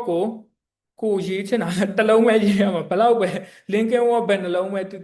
ကိုရေးရမှာတစ်လုံးပဲရေးရမှာအဲ့တော့ in conclusion ရေးမလား to conclude ရေးမလားဘယ်လိုရေးမလဲပေါ့နော်ကိုရေးချင်တဲ့ဟာကိုဆွဆွမြဲမြဲမှတ်ထားဖို့ပဲလိုတယ်ပေါ့နော်အများကြီးထူးတွေရှောင်းမှတ်နေကြမလို့ပေါ့ဘယ်တစ်ခုရေးချင်လဲရေးချင်တဲ့ဟာမှတ်ထားလိုက်ပေါ့နော်နောက်တစ်ခုကcriteria examiners uses addresses all parts of the task presents a clear position opinion throughout the response ဒါတော့ကျွန်တော်တို့ဘာမှတိတ်ဟိုထူးမရှိဘူးပေါ့နော်အဲ့တော့ paraphrasing do not worry about repeating your main ideas idea တွေ repeat လုပ်တာပြဿနာမရှိဘူးဘာလို့လဲဆိုတော့ introduction idea ကိုပဲ conclusion မှာ repeat လုပ်ရမှာပဲဒါပေမဲ့ paraphrase လုပ်ရမှာပေါ့နော် but this does not mean that you can copy the same words introduction ကို copy လုပ်ပြီးတော့ conclusion မှာရေးလို့တော့မရအောင်ပေါ့နော် paraphrase လုပ်ရမှာပေါ့ we take our main ideas from the introduction and we paraphrase them အဲ့တော့ကျွန်တော်တို့က introduction မှာရှိတဲ့ main idea တွေကိုယူပြီးတော့မှ paraphrase လုပ်လိုက်တာ conclusion อ่ะအဲ့တော့ရှင်းရှင်းလေးပဲပေါ့နော် conclusion ဆိုတာဘာလဲဆိုတော့ linking word ပါမယ်ပြီးတော့ရင် introduction ဟာကို paraphrase လုပ်လိုက်မယ်ဒါပဲ this makes it very simple to write a conclusion and ensures your position is clear thought throughout အဲ့တော့ကိုယ့်ရဲ့ position ကရှင်းရှင်းလေးဖြစ်နေမှာပေါ့နော်အဲ့လိုမျိုးA summary of main ideas. Someone should be able to read your conclusion only and tell your main ideas. အဲ့တော့ academic paper တစ်ခုကိုဖတ်လိုက်ရင် conclusion ကိုဖတ်လိုက်တာနဲ့ပဲ essay တစ်ခုလုံးကဘာအကြောင်းအရာနဲ့အတွက်ရေးထားရလဲဆိုတာသိရမယ်နော် Again, don't worry about repeating main ideas, but you must paraphrase. This will make conclusion easy to write and ensure you summarize your main ideas. Okay. အဲ့တော့introduction ကကြတော့ဗာရေးထားလဲဆိုတော့ introduction ကတော့သိပြီးသားပဲเนาะ robotics play a role both in the home and in the workplace. This is occurring because of advancement in technology and it should be seen as a positive development because it reduces a person's workload. အဲ့တော့အဲ့ဒီနေရာမှာကျွန်တော်တို့က what the question is about my position my main ideas are all in introduction မှာ main idea တွေအကုန်လုံးရှိတယ်အဲ့ဒါကိုကျွန်တော်တို့ conclude လုပ်ရုံပဲနော်အဲ့တော့ရှင်းရှင်းလေးပဲ conclusion မှာကျွန်တော်တို့ဒီမှာရှိတဲ့ main idea လေးတွေကို paraphrase လုပ်ပြီးတော့မှ conclude လုပ်လိုက်တာပေါ့နော် in conclusion machines carry out tasks for us due to the fact that engineers and computer scientists are pushing the boundaries of science ပေါ့နော်အဲ့ဒါဘာကိုကျွန်တော်တို့ paraphrase လုပ်လိုက်တာလဲဆိုတော့ this is occurring because of advancement in technology အဲ့ဒီ idea ကိုပဲဘာလို့လဲဆိုကျွန်တော်တို့မှာ idea နှစ်ခုပဲရှိရလေအဲ့တော့ conclusion မှာ paraphrase လုပ်မယ်ဆိုရင်လည်းအဲ့ idea နှစ်ခုကိုပဲ paraphrase လုပ်လိုက်ရုံပဲပေါ့နော်အဲ့တော့အဲ့ဒီမှာကျွန်တော် paraphrase idea ပထမတစ်ခုလုပ်ပြီးသွားပြီနောက်တစ်ခုကကျတော့ these innovations should be welcomed because they emancipate humankind from routine toil ဒါကတော့စကားလုံးတွေကကျွန်တော်နည်းနည်းဟိုဟာတွေတုံးထားတာပေါ့နော်ကိုအဆင်ပြေတဲ့ဟာကိုကနေကို paraphrase လုပ်ပြီးတုံးလို့ရပါတယ်ဒါကလည်းကျွန်တော်တို့ဘာကိုparaphrase လုပ်တာလဲဆို it should be seen as a positive development because it reduces a person's workload အဲ့ဒါကိုပဲကျွန်တော်တို့က these innovations should be welcomed because they emancipate humankind from routine toil လို့ paraphrase လုပ်လိုက်တာပေါ့နော်အဲ့တော့ conclusion မှာဘာပဲလုပ်ရမှာလဲဆိုတော့အရင်ရိုးရှင်းတယ် linking word သုံးမယ် introduction က idea နှစ်ခုကို conclude လုပ်မယ် paraphrase လုပ်မယ်အဲ့ဒါ conclusion ပဲပေါ့နော်အဲ့တော့ always check the question again think about introduction does it match အဲ့တော့ကို introduction မှာရေးထားတဲ့ idea နော်အဲ့တော့ idea တော့တူတူပဲဒါပေမဲ့စကားလုံးတူလို့မရအောင်နော် paraphrase လုပ်အောင်ပါအဲ့တော့ introduction က idea နဲ့ conclusion မှာတူလားအဲ့ဒါကိုပြန်စစ်စီပါ does it mean the same တူရဲ့လားပြန်စစ်စီနော်အဲ့တော့ပြီးသွားရင်ကျွန်တော်တို့ proofread လုပ်ဖို့လိုတယ်နော် proofread လုပ်ဖို့လိုတယ်ဆိုတာကျွန်တော်တို့ကpractice လုပ်နေတဲ့အချိန်မှာကိုယ့်ရဲ့စာကိုပြန်ပြီးတော့မှအမြဲတမ်းဖတ်ပြီးတော့မှ proofread လုပ်ဖို့လိုတယ် proofread လုပ်တဲ့အခါမှာဘာတွေကိုကြည့်ရမလဲဆိုတော့ everyone makes mistakes အကုန်လုံးကအမှားလုပ်တတ်တယ်လေအမှားမှာပဲဆိုတော့ကိုကရေးပြီးသွားရင်အဲ့ဒီအမှားကိုအချိန်မီပြန်ဖြစ်ဖို့လိုတယ်ပေါ့နော် proofread လုပ်ပြီးတော့မှ teachers make crucial errors every single time I write ဆိုတော့ကျွန်တော်တို့ဆိုရင်လည်းစာရေးတဲ့ဆိုရင်အမှားတွေကလုံနေတာပဲပေါ့နော် proofread ပြန်လုပ်ရတယ်အမှားပြန်ရတယ်Cambridge professor တွေတောင်မှ proofread လုပ်တယ်ပေါ့နော်အဲ့တော့ Cambridge professor တွေတောင်မှ proofread လုပ်တယ်ဆိုတော့ကျွန်တော်တို့ကပုံလုပ်အောင်ပါပေါ့နော်ဘယ်လိုမျိုး proofread လုပ်မလဲဆိုတော့ proofread လုပ်တဲ့အခါ3ချိန်လုပ်ပေါ့နော်အဲ့တော့စာရေးနေတုံးမှာ3ချိန်လုပ်အောင်ပဲအဲ့တော့စာကြောင်းတစ်ကြောင်းရေးပြီးတိုင်းမှာပြန်ဖတ်ပြီးအောင်မှ proofread လုပ်ကိုပြန်မေးပေါ့နော်ခုနကျွန်တော်မေးခွန်း10ခုကျွန်တော်ရေးပေးထားတယ်ပေါ့နော်အဲ့မေးခွန်း10ခုကိုပြန်မေးပေါ့နော် ပြီးသွားရင် once the end of each paragraph တစ်ခုရေးပြီးတိုင်းမှာproofread ပြန်လုပ်ပြီးတော့မှ essay တစ်ပုဒ်လုံးရေးပြီးတဲ့အခါမှာ proofread ပြန်လုပ်အဲ့တော့3ခါဖြစ်သွားမှာပေါ့နော် sentence တစ်ခုရေးပြီးတာနဲ့ proofread လုပ် paragraph ရေးပြီးတာနဲ့ proofread လုပ်ပြီးတော့ essay ရေးပြီးတာနဲ့ proofread လုပ်နော် okay အဲ့တော့ band 9ရချင်တဲ့လူတွေကျွန်တော်ဒီထဲမှာလည်းပါတယ်ဆိုတော့လေband 9ရချင်တယ်ဆိုရင်တော့ကျွန်တော်ခုနကပြောတဲ့၄ခုပေါ့နော် task response coherence and cohesion lexical resources ပြီးတော့မှနောက်ဆုံးတစ်ခုကပါလေ lexical resources နဲ့ grammatical accuracy ပေါ့နော်အဲ့ဒီ၄ခုလုံးကိုတေချာခရုစိုက်ပြီးတော့မှကြည့်ပေါ့နော်ပြီးတော့ရင် task 1 task 2ကိုပိုင်းနိုင်လုပ်ဖို့လိုတယ်ပြီးတော့ရင် introduction paragraph main body paragraph conclusion paragraph တိကျကျရေးတတ်ဖို့လိုတယ်ပြီးတော့ရင် plan လုပ်တတ်ဖို့လိုတယ် proofread လုပ်ဖို့လိုတယ်ပေါ့အဲ့ဒါဆိုရင်တော့ band 9ရဖို့နှိစက်သွားပြီပေါ့ okay ဒီနေ့တော့ဒီလောက်ပါပဲခင်ဗျာအဲ့တော့အင်စာလေးအကယ်၍ကိုယ့်အနေနဲ့ကို practice လုပ်ချင်တယ်ဆိုရင်ကျွန်တော်ဒီမှာ homework လေးပေးထားပါတယ်အဲ့ဒီ homework လေးကိုessay တစ်ပုဒ်လုံးကို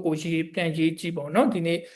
ပြောသွားတဲ့ strategy တွေတုံးပြီးတော့မှပြန်ရေးကြည့်ပေါ့နော်အဲ့ဒါပြီးသွားမှကျွန်တော်ပို့ပြီးလို့ရပါတယ်ကျွန်တော်ပုံမှန်ကို practice လုပ်နေတယ်ဆိုရင်လည်း essay ရေး